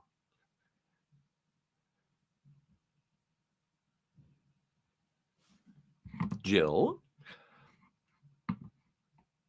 Yes, it's There you always are. incredible to hear from Sub Commander Tall. I'm very grateful he decided to join us, and I always enjoy hearing his ideas, and I appreciate his feelings on this episode. It's really cool to hear from him. Well, and that's the thing when it comes to classic Trek, and I'm still of mind as Bird of Prey 5 says, even if it's as long as it's classic Trek, it's always an A+, even when it's not. And then I have to temper my my enthusiasm just for the fact that the third season exists, and like the entire series, I'm trying to compare it to other episodes within that series. And yeah, I would say that this is, lower third episode, but still I'll pop it in and watch it again. And actually I'm kind of interested because there's not a whole heck of a lot that happens in terms of the remaster for the special effects, aside from obviously the beauty shots of the Enterprise and we can look at that. We have time. the Nova ing Sun. Apparently that was like the original special effect. It was reused from Operation Annihilate for the Sun. But having gone through all of these so far on the remastered special effects, I can't wait for my next rewatch when I watch them with the classic special effects. Mm-hmm. And yeah, that'll be definitely really good. It's good to watch both ways, the way it was originally made, because the remaster is done with love and respect, but it is important to remember where it came from. Mm-hmm. So let's see what the comparisons are in terms of the remaster and the special and the original. Yeah. Oh, Well, there's and the planet. yeah. Oh, it's got to load. I should have okay. downloaded this thing. You know what? I'm going to do that because I can't step through this thing. Okay. Oh, there it goes. Yeah, I'm just going to. We have some time, so I'm going to do that so that we could see those differences. And I do appreciate the help in the chat. I didn't notice there was. Yes, I do want to keep politics out of this chat so people feel comfortable in the chat. So please, no direct references to politics. Real world politics. That's the fun of being able to hang out and talk with people who are fans of Star Trek, is that we can sort of forget what's going on in the rest of the world and just sort of Yeah, because you're not wrong, Stephen Tracy. I do actually agree with a lot of things you're saying, but not all of them. And then if we get into political debates, it's not going to be a lot of fun. And because I do want to focus on Star Trek is all. But I do appreciate you being here, Stephen Tracy. Absolutely. And thank you so much for the wrenches in the chat helping me out with that. I appreciate you. Let's see, did it? Oh, okay, now I'm gonna download this. Beautiful. And I think if I can anticipate the comparison, I think a lot of it is just going to be in regards to the Enterprise and the planet and that one shot of the sun. But if there is, I don't think that they spruced up the force field, or they certainly didn't do anything to improve that slow motion running. Mm-hmm. Oh, Susan Dolan says, don't remember the episode, but Kirk married a couple, Balance of Terror, at the chapel at the beginning, but it doesn't, at the end, goes to the chapel and the Enterprise to console the bride as her husband dies. Yes. Yes, I love, that was an incredible episode, and that was a good way for the captain to deal with the tragedy. And that's it. That's the thing, is that when you have something like Balance of Terror, where, it's A with all the pluses, and then you contrast it with this one, it doesn't have quite the same emotional gut punch, even though they were trying for it. And as Subcommander Tall was saying, just they're making it seem more important than it actually is, and it kind of makes it fall a little flat, in my opinion, from my perspective. But still, it's a B minus. The heart was there in terms of the Trinity and the Empath. They all did, but it just wasn't clear where it was with the beings. I think that they were the biggest weakness in this episode. Had they, with the characterization, it would have been much better. Even if we had sort of got some cursory comments, and it's like, gem species is empathic and generally peaceful, but also quite selfish and xenophobic. And then we have this other race, which is very technologically advanced, but they are also militaristic and conquerors. And so their intellect and ambition are a direct contrast with the peaceful isolationists of gem species. And it's like, okay, now I can see why you're going through all of this. Yeah, that would have been nice to explain that, or maybe show it, because they were already showing us they were already showing us videos of the past, but showing us the scientists that get murdered. So they could have also showed us, because it's better to show and not tell, so you could show those kind of things as a past reel. But I guess maybe that would have been making them a bit too much like the Solutians again. Well, and also you can't really show a species of people with the limited budget, but even then, like, cool though. Yeah, even like to see them interacting with each other, like you said before. Maybe there's a way they do communicate that we just can't connect with. Through their central nervous system, they can transmit something, but it isn't telepathy for whatever reason, even though it's through the body. That doesn't make sense. See, that's the whole problem with this episode. Anytime you dig too deep into it and try to figure out what's going on, it doesn't work. That is essentially telepathy, but not of the brain. If it's the nervous system, that the nervous system is connected to the brain. So essentially, you would think it makes sense for them to be telepaths. Yes. And like, even though we get the hey from Scotty, like the ability to make those projections, again, it's just hand waved away with the, oh, it's a mirage. No, doctor, it was a mirage. And it's like, that's it? That's all you got? Okay. Yeah, that sounds like something McCoy would say. Maybe you were just seeing something. You were hallucinating. And it's Spock who would be like, no, there's a logical reason they're projecting using their devices that are electronic but not mechanical for some reason. And that's another part I didn't like that much.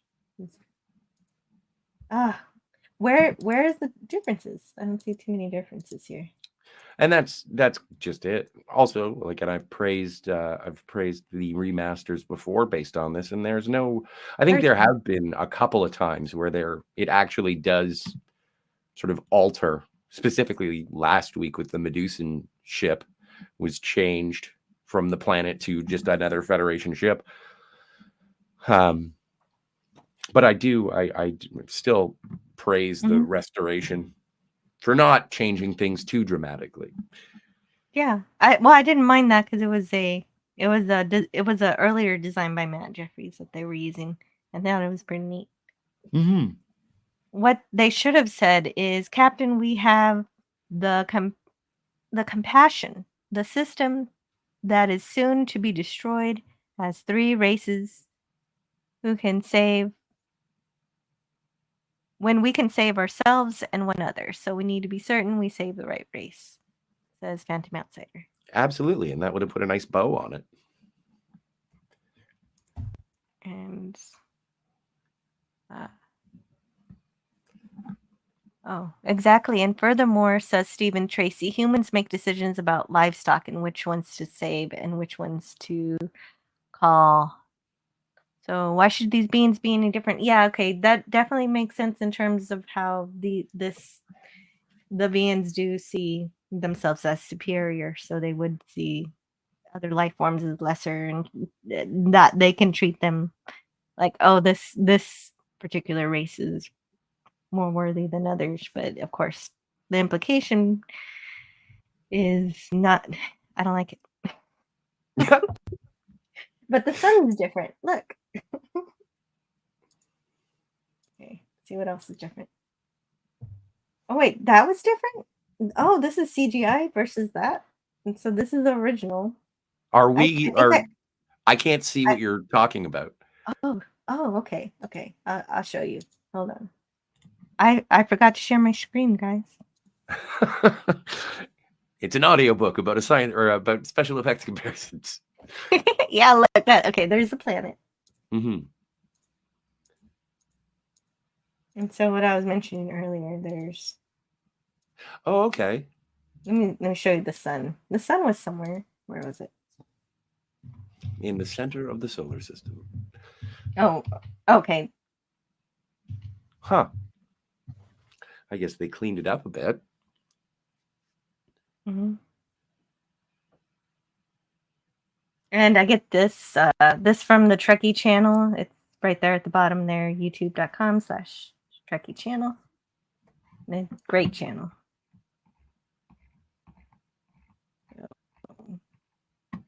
And I just wanted to see the sun because I was showing that earlier, but not showing it. There it is. Oh, there it is. Yeah. I do like the updated sun, but the one on the left, the original, is a reuse from Operation Annihilate.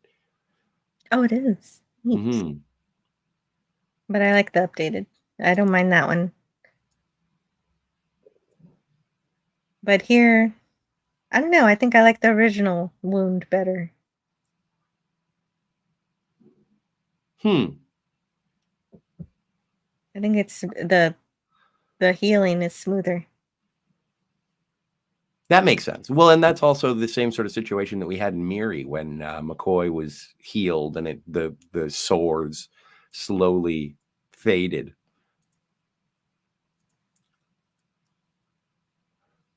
Mm-hmm. As opposed to the transitions. Huh. Oh, okay. No, they didn't change the it's the makeup effects, the transitions on the makeup effects that are done. That's great. That's it. Perfect. Beautiful. There's that. Excuse me for just one more 1 minute, Jill. Oh yeah, take your time. Thank you. Exactly, and furthermore, oh yeah, see, I read this one. Let's see where we were.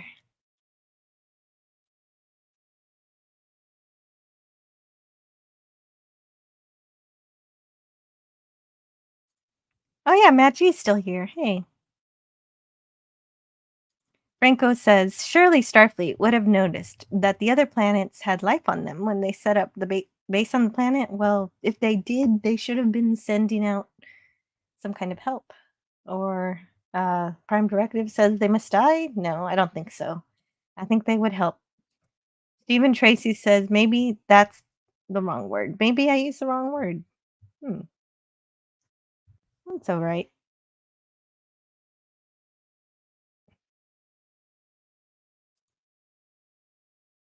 One of the really good shows from that era was Kung Fu. It had all of those moral messages. I've never seen it. I've seen a couple episodes of Kung Fu. Did you like it? Yeah, it was fine. I liked it. And then they did a revival series in the 90s, I think. Kung Fu, The Legend Continues.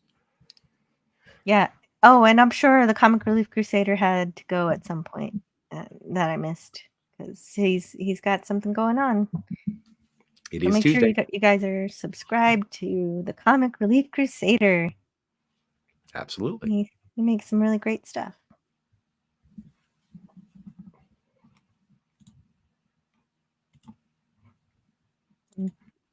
How do Kirk, Spock, and McCoy get out of the lab? Well, and yeah. I completely forgot about that. Yeah, at the end of the episode, they just appear back on the Enterprise, and we have no idea what happened because they were 100 meters underground. Mm-hmm. I guess but they Scotty came back. Yeah, well, I think once the solar flares sort of ebbed, he probably went into a closer orbit to beam the landing party back up.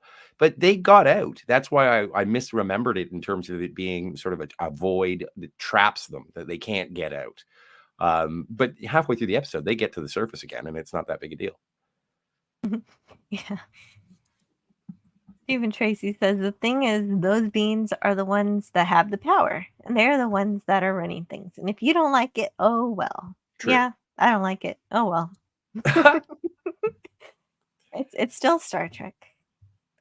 And that's the thing. Spock doesn't have any emotions other than his subconscious, and it's already suppressed. So Spock does have emotions, like you said, they're suppressed, but he has them.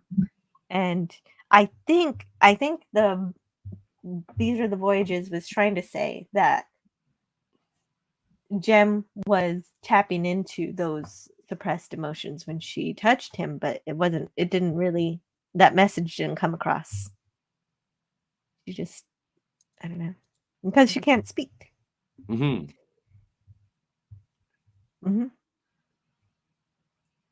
You accept that humans are at the top of the food chain. Yeah, that's true. We do. It was implied that they're collective and they're just representatives of it. Yeah, and that makes sense. And so now we know that these aliens were the same race that spawned the teenagers from outer space. One of whom says, "The High Council may well sentence you to torture," says Phantom Outsider. Yeah. Do you know this reference? I do not. I don't either. Sorry, Phantom. I'm sorry, Phantom. I tried. I don't know a lot.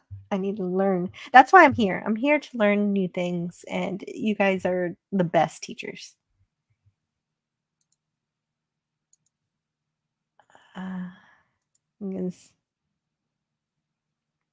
Hello to Mr. Miles and Rod Thunderheart. Oh, hello, Miles. And hello to Disney Sheepherder. Work or not, always find time to smash that like button. You're a sweetheart. Thank you so much. Susan Dolan says, Vulcans do have emotions, as Spock himself explained once. It's just that they have strong control over them that makes them seem emotionless. And yeah, this is something that I think Voyager says pretty well when Spock says, not Spock, Tuvok. Tuvok says, do not mistake composure with ease in terms of how he controls his emotions. It's not an easy thing, but they do it. Yes, basically, technically control the means of suppression, and they're suppressed within the subconscious of the Vulcan. And if the Vulcan comes out, it's like a sickness, says Stephen Tracy. Well, yeah, sickness like Pon farr. But you could say that perhaps he has more of a difficult time since he is half human with the suppression. Phantom Outsider says, what would the other races have been able to do? Jem's race were empaths. I think the other two were teddy bears who will eat others who go into their territory, but they're cute.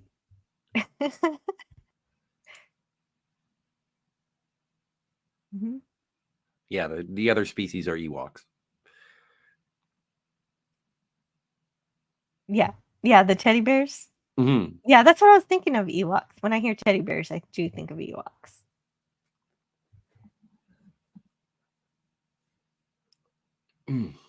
Oh, wow. Mm-hmm. Well, yeah, Stephen Tracy was putting modern day news in the chat if you're interested in that stuff. I prefer to be blissfully ignorant. I'd like to know a little bit, but maybe after the stream. Mm-hmm. Phantom Outsider says if they had consulted Scotty, I'm sure he might have squeezed a wee bit more out of whatever mechanism they were going to use and maybe save 20% of another species to boot. Yeah, exactly. Thank you, Phantom Outsider. That's brilliant. That would have been like his comment was nice and everything when he says, what did he say here? He says,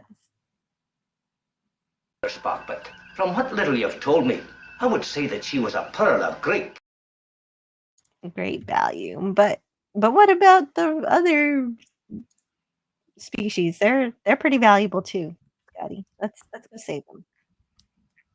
Okay. Well, yeah, and I guess that is sort of a genuine gaping plot hole in this, is that we're completely fine with the elimination of one species.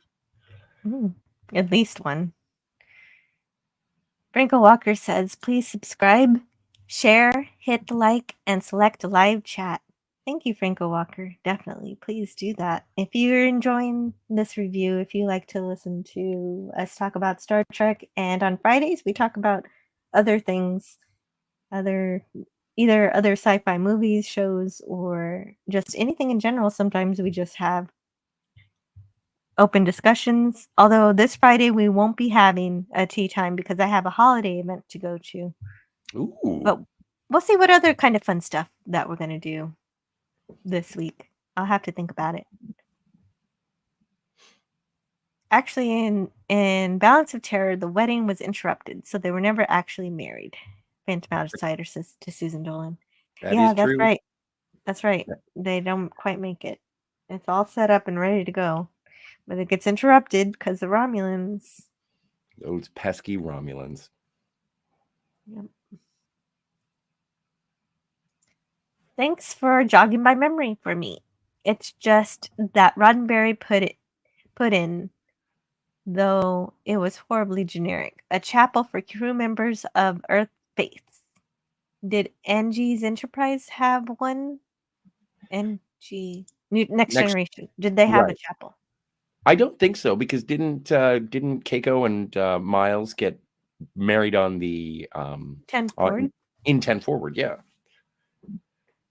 Or Arboretum. Where did they get married? I thought they got married on 10 Forward, but it could have been the Arboretum now that you mention it. Or was it the holodeck? Where did Miles and Keiko get married? Inquiring minds want to know. I know the episode. I don't. Oh, Data's Day. I love Data's Day. Totes. So I do know that. Let me see. Because there's a website that just has all the transcripts. So I can look at the transcript for Data's Day. And it'll tell me. Because this is these are fan-made scripts. So it has everybody's words, who says them, and it even has little descriptions. Yeah, the Arboretum. Cool. No, wait. Good work. Wait a minute. No, wait a minute. Hold on. Where is it? What's it? No, 10 Forward. They were married in there was an Arboretum in the episode, but Keiko works in the Arboretum, and they got married in 10 Forward. Yeah. So I was right the first time. Because it says Japanese music plays. Keiko is in traditional dress. Everyone else is in dress uniform. The happy couple both drink from a cup. I teased. Now we just went to Keiko and Miles' wedding. Did I show up just in time to end the stream? Yeah, but we're kind of lackadaisical since I have the time to be. And hello to Rod Thunderheart. Hey, Rod. I like his typos. Hail, Antiderivative Joe. That's fun. I wonder if I were a boy, if I would have been named Joe. Yeah, you look like a good Joe. And Brogu. Hey, Brogu. Tuvok explained it well. Miles agrees. And Brogu's here. Hello, Brogu. Great to see you. And praying for a green winter? Oh, because Susan Dolan hates shoveling snow. Well, if you have any capability of sending snow to Texas, send it to South Texas and you can have some green days. I need a white Christmas until December 1st or till January 1st, and then it can all go away. But it doesn't work that way, does it? Nope, never does. I always ask for it. Yeah, you're fine with it for December because it's Christmas time. It's New Year's, and then New Year's happens. Yeah, I'm done with this. Yeah. Lately it's only been it gets nice and snowy and probably around like the 15th of January. We don't really get a good Christmas feeling here in the Southern Ontario. Yeah. And Jay Goodwin's right. He's very right. Last time Texas had snow, it didn't work out well for you. But the thing is, I didn't get snow when it was snowing everywhere else in Texas. The only thing we got, it was really cold, and the whole city became a giant popsicle. But we didn't get any snow. So the last time we got snow was 2017. So we didn't get snow during the big snowstorm that happened all over the state. Rod Thunderheart says, we've had snow twice and it's already been melted within a couple of days out here in Alberta. Nice. Yeah, we did. We got a blanket and then it went away 2 days later. Mr. Miles says, I've only seen snow once in my life. I'm partially convinced it's a myth. Yes, I remember the very first time I ever saw snow was when I went on a trip to New York City when I was a kid and was just 12 years old, and we stopped at a IHOP or a Denny's or some kind of breakfast place and had a snowball fight. Oh, nice. Yeah. Oh, and of course, I had no idea how to make snowballs, so I was just whatever. I actually didn't learn how to actually make a snowman until I grew up and I went to Colorado, no, New Mexico. And the people who owned the bed and breakfast showed me how to roll. See, it's funny because I grew up with snow. I've grown up the great white north. Yeah, when it snowed before 2017. The other time it snowed was 2004. So my attempt to make a snowman, well, I of course am next to the beach. So what I do to make a sand castle is put sand in a bucket. And so I thought, oh well, I'll use this trash can to put snow in the trash can. So that was not a very good looking snowman. You tried to build it like a sandcastle? Yes. Okay. But I know better nowadays. I was young. I didn't know. Oh, fair enough. Trial and error until you succeed.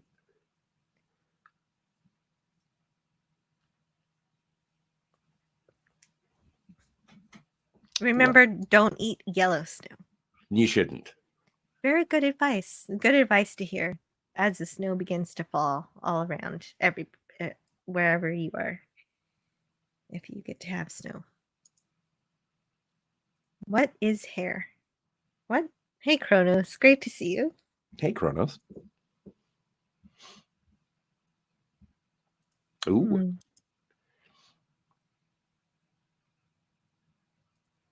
And well, I think there's. Let me see. There's nothing on the Rumble side. That's the chat. Oh, wait a minute. We have the poll. We do have the poll. Got the poll. Let me close this poll here. We've got 31 votes. Wow. I should have shown this while we were actually doing the reviews, but I forgot about it. Well, I'm curious. So we have 31 votes for the Empath. We've got 35% give it an A. So overall, Wow. a lot of people really like this episode, and here I am trashing it. But I have to be honest for how I feel about it. Of And I course. was. And 29% give it a B. So that's your range. So a Yep. lot of people, generally, more than half, say this is a good episode. And so that makes sense. I respect that. But this one does have quite a bit of people who give it a C through to an F. And so that is 16% give it a C, 19% give it a D to an F, which is around my range. So 29, 30, 35% give it a poor rating. But so overwhelmingly, actually, well, it's not overwhelming, about half give it a good score.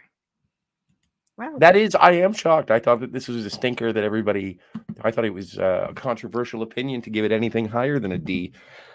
No, there's a lot of love. Well, good. I mean, there's a lot more love than I knew. Anyway, this is the last season of TOS. Yes, I am reviewing the last season of TOS. Yeah. What is an empath? Well, according to this episode, it means super healing powers directed through the central nervous healing system, and she can detect your emotions and your central nervous system. It's kind of weird. At the same time, she doesn't have enough compassion, and the Trinity, Kirk, Spock, and McCoy have to teach her compassion, even though by all accounts, I see her having compassion throughout the episode, so it's kind of contradictory to me. But if you guys give it an A and a B, I definitely respect that opinion. I would love to hear more about why you guys anybody gives it that high score. Kapla all. Hey, Bird of Prey 5. And hello to Infinity. Yeah. Make sure to subscribe to Bird of Prey 5. He's got some fun stuff. Will you eventually go through all of the Trek series or just TOS? I'm just doing TOS straight through. But if there's a particular episode of any of the other Star Trek series, I will take requests and probably review them on Friday at one point or another. So I can bounce around all of real Star Trek as I like. And I'll use Fridays for that mostly. But for Tuesdays, I do like to go through series. I might. I'm not going to rule it out, but I want to explore some other things. I'm going to go for All Mankind after this. I've heard good things. I have heard the good things too.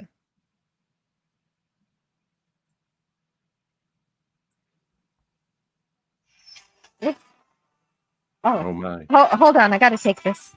Oh, absolutely. Oh, and we have, if you go back and take a look at some of the Fridays, we did Time's End from the two-part episode from Voyager, and I think it was Dead Stop. We did for Enterprise, as well as In a Mirror Darkly parts 1 and 2. So the Plumic Tea Time has provided some reviews of other Trek series. I'm surprised we haven't done any Deep Space Nine, but that's also because Saturday Night Star Trek with Clobber and Times and Raquel Briggs. That's been they just wrapped up.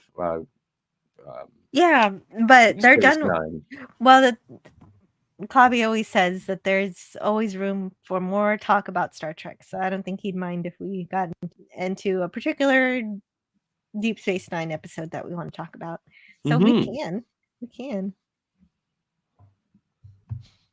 So we can talk about.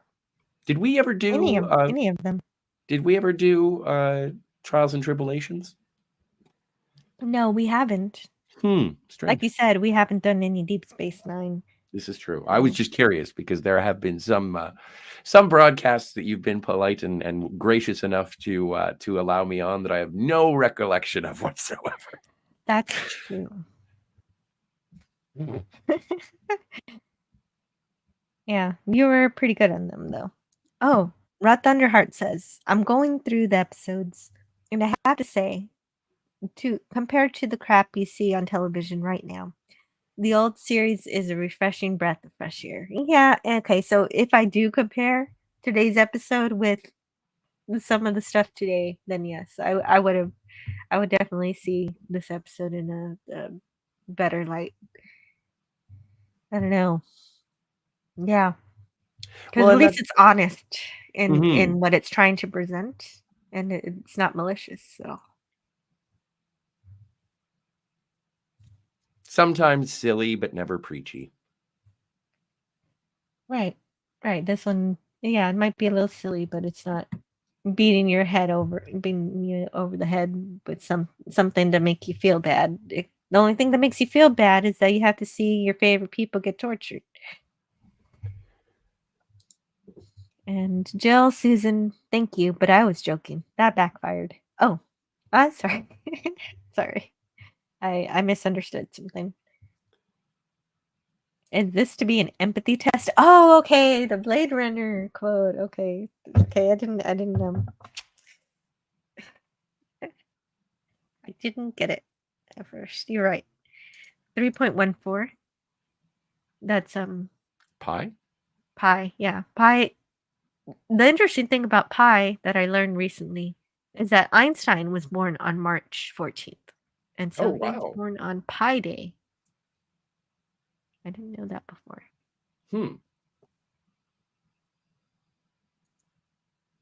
I could have gone cherry pie, but I just don't want that song in my brain. Oh, puts a smile on your face 10 miles wide. Math is not my pumpkin pie, says Cronus. Miles says, it would be fun to hear Jill go through the 3rd season of Picard. The only good season. Oh, actually, I have gone through Picard. I guess I could take the we reviewed most of Picard season 3 on the Phantasmagorium show. And if you did enjoy that season, I might disappoint you because I did not enjoy it. But I did enjoy talking about it. It was fun, yeah. It was definitely worth the discussion that we had. I And think the only two that we didn't review were the last 2 episodes. I think we watched them, but we didn't record anything for them. Right. I even prepared all my notes, and I don't do slides for the filth, so I don't think I made any slides. Oh, No, do you do the slides? I You were was doing the responsible slides. for the slides on that one, Yeah, yeah. that's right. Did you make slides for the last 2 episodes? I don't think so. No? Okay. So only I'm prepped for that one. Yeah. So maybe someday I can make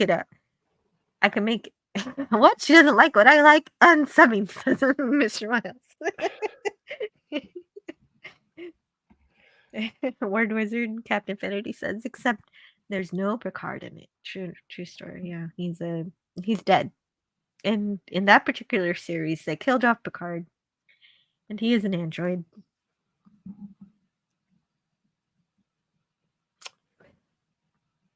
Lex Entropy. Oh wait, go ahead. Oh no, it's quite all right. Lex. Sometimes you say what Looney Tune character you are, and we're still those chipmunks. Yeah, not a great TOS episode, but still vastly better than any new Trek. Yes, correct. Yeah. Oh yeah, I mean, but if I compare it to that, it's there. Bird said it himself. They're all A's, A- to A+ ranges. Chronos says, I couldn't give alternative factor an A though. If I had to go for that high range, it'd have to be a B-. And I gave it an F in terms of, because I compare the original series only to itself. And so comparing TOS only to itself, alternative factor is still, even after seeing some of these bad season 3 episodes, alternative factor is still my least favorite.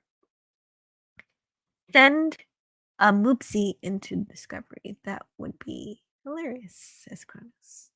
You can send whatever you like into Discovery. It doesn't bother me. Yeah, I don't. I'm Moopsie's from Lower Decks, I think. Oh, I don't know what I that don't means. keep up to date. I don't keep up to date on the new stuff because I don't like it, and I find that my mental health is so much more chipper. Well, I could, if I wanted to, I could analyze some of it and bring in some homework for it and talk about it. But do you want to? Not really. We tend to figure that we want to talk about stuff that we like, and so and there's a whole library of things that I have not seen that I would love to watch. Exactly. And so I want to get through my list. I would much rather be watching stuff that I'm excited for than watching something that is going to make me regret my time on Earth. Yeah. Miles says, I'd rather watch Threshold from Voyager than Modern Trek, and we should all know how bad that episode was. Yeah, right. It really messed up warp drive for one thing.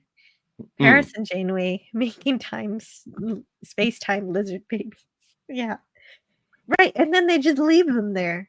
Okay. Yes. These are evolved lizards. And I guess they're human.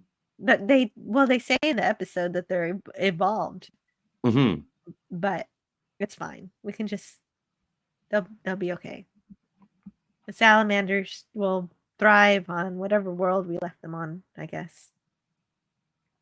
But even a botched sci-fi concept episode is fine with me as long as it's not, blatantly disregarding the tenets of Starfleet. That's, I jumped ship on Discovery early on just because the first episode had Starfleet happily committing war crimes. Yeah, exactly. I thought things were okay because they were sending her to. She was going to be sent. She was going to get court-martialed and be sent to prison. And I was like, okay, great. And then she wasn't. And then the show happened, and I realized I was not watching a good show. Yeah. And then those horrible redesigns on the Klingons. There were so many reasons not to watch Discovery. Well, and it wasn't even the design of the Klingon. They were bad. They looked terrible. But the worst thing about them was that they just didn't behave anything like Klingons. They kept, first of all, you would never have a Klingon keep their dead. They view the dead as simply shells for the warrior that was already released to Stovokor. So why are you keeping this cemetery of bodies on your ship? Because the plot demanded it so that they could do war crimes. Okay. Captain Finity says, could have had a whole season of 2 Picards claiming to be the real Picard.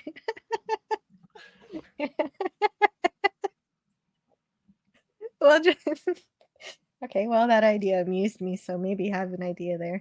But I think once we get to talking too much about the filth, I think we're moving away from the intent of this particular broadcast. So I think we've done a good job, I think, with this episode, and I think we gave it a fair, at least you and Subcommander Tall gave it a fair shake. I don't know, I might have been a little mean to it. Well, again, as you said, as long as you're being honest in your reviews, you don't have to like everything. But even your dislike for this, you still got to see, some of your favorite characters. Yeah. So. Oh, there was one more thing in the 365 book, and then we can leave it on there, and then we can go. The Empath is an unusual episode, almost excessively violent for Star Trek, yet extremely tender in portraying relationships among the 3 lead characters, Kirk, Spock, and McCoy.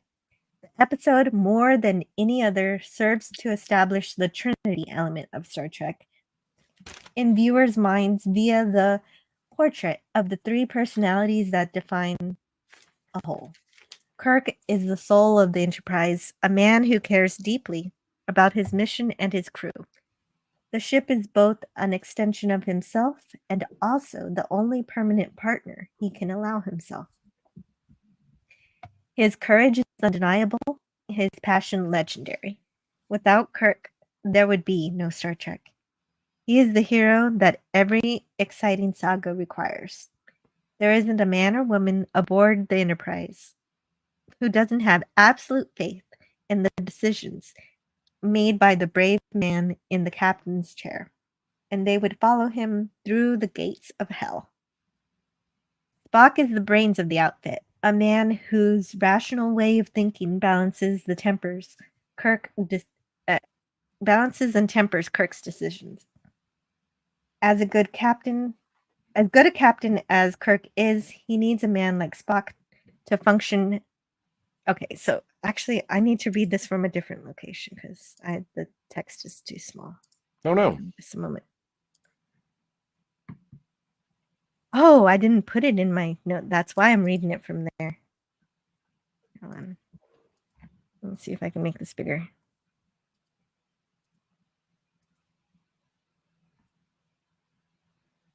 Let me grab the image. For sure. Put it here. There we go. That's bigger.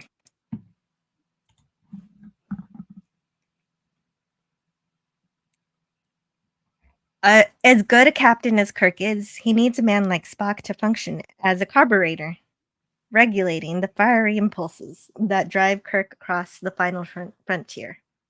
This captain is not a by-the-book officer.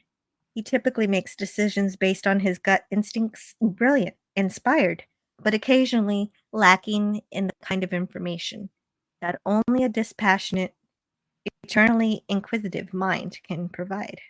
When they work together, there is no win scenario that these two men can't beat. And McCoy, he is the heart of Star Trek, compassionate, emotional, unreasonable at times. He's a doctor, a great doctor, not a tactician. The heart obviously can't run a starship in a dire situation. McCoy would be a hopeless mess. But without a heart, a starship is just a piece of metal. McCoy, the man Kirk has entrusted to be his ship's heart. The captain may not turn to the doctor for advice as often as he turns to Spock.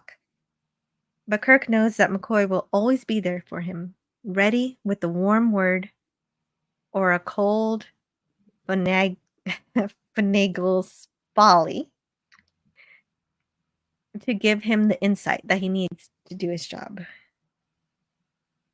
Oh. And so, yeah, so the 365 book definitely does mention the Trinity altogether, and those are some good points, definitely. I think there's and I think that's a good way to end this. It's to remember that at least this episode, whether you love it or don't love it, whether you love it like more than half of the people who answered our poll do, or don't love it the way I don't, you can at least appreciate that there was an attempt to make it Star Trek and it was genuine. And I do agree with that, at least. And yeah, that's going to happen a lot, I think, in season 3. Was that the heart's going to be there. Well, and we're coming up on an amazing episode of what happens when that Trinity is sort of pulled apart. Oh, yeah. Yes, right. Next time on this show, we're going to review the Tholian Web, and I will leave you guys with a preview of that. But before that, let's see what you guys got for me in the chat. Paris and Janeway apparently had fun. Well put, Cronus. Yes. Exactly. Scotty was just as important as the Trinity. Oh, yeah. Definitely. You needed somebody to take care of the ship. Scotty loved the Enterprise just as much. If not, I don't know if who loves the Enterprise more. You can fight about that if you want, but I don't know, Kirk or Scotty. It's definitely a discussion worth having. Mm-hmm. What is the ratio of matter antimatter? Oh. I was always under the impression that it was 1-to-1.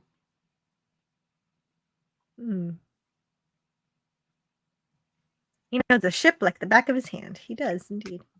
Thunk. Okay, so I'll leave you guys with the preview for next week's episode. Thanks so much for talking to me about the Empath today. I hope you learned something new, or if you were in the chat, you probably taught me something today. definitely I learned some stuff from Commander Tall and Scotty R37, and I can't wait to see what's in store next time. I can't wait to learn about the Tholian web, and so I'll play the preview for that. And I still need to update the outro for my membership outro that lists the numbers, the names of all my members. So I'll be doing that today. I think I'm going to spend today fixing that list. So it's still a bit out of date, but I'll play it anyway. And I do appreciate anybody who's become a member. But I also appreciate anybody who's just subscribed. If you liked what you heard today, you can subscribe for free. The subscribing is free. The memberships aren't.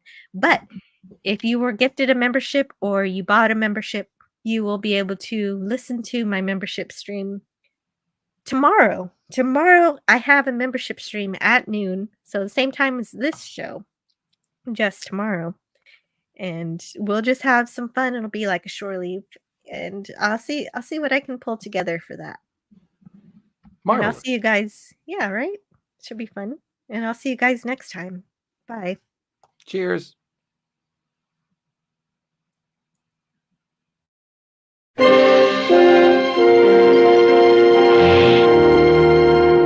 Defiant. Fascinating. We see it, but our sensors indicate it is not there. Space itself is literally breaking up. The captain's neck is broken. Bones, what is it? Jim, this ship is dissolving. My hand just passed through a man and a table. We must accept the fact that Captain Kirk is no longer alive.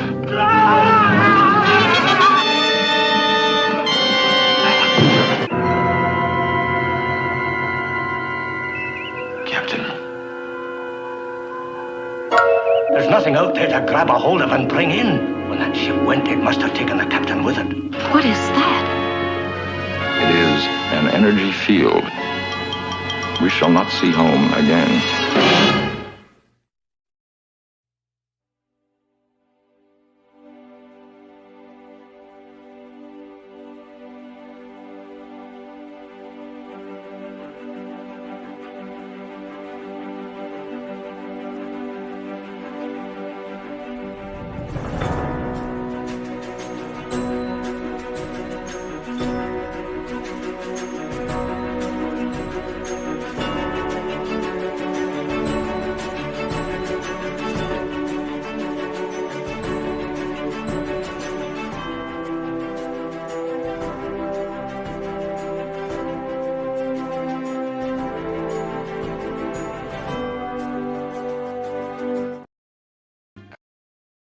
And the ways our differences combine to create meaning and beauty.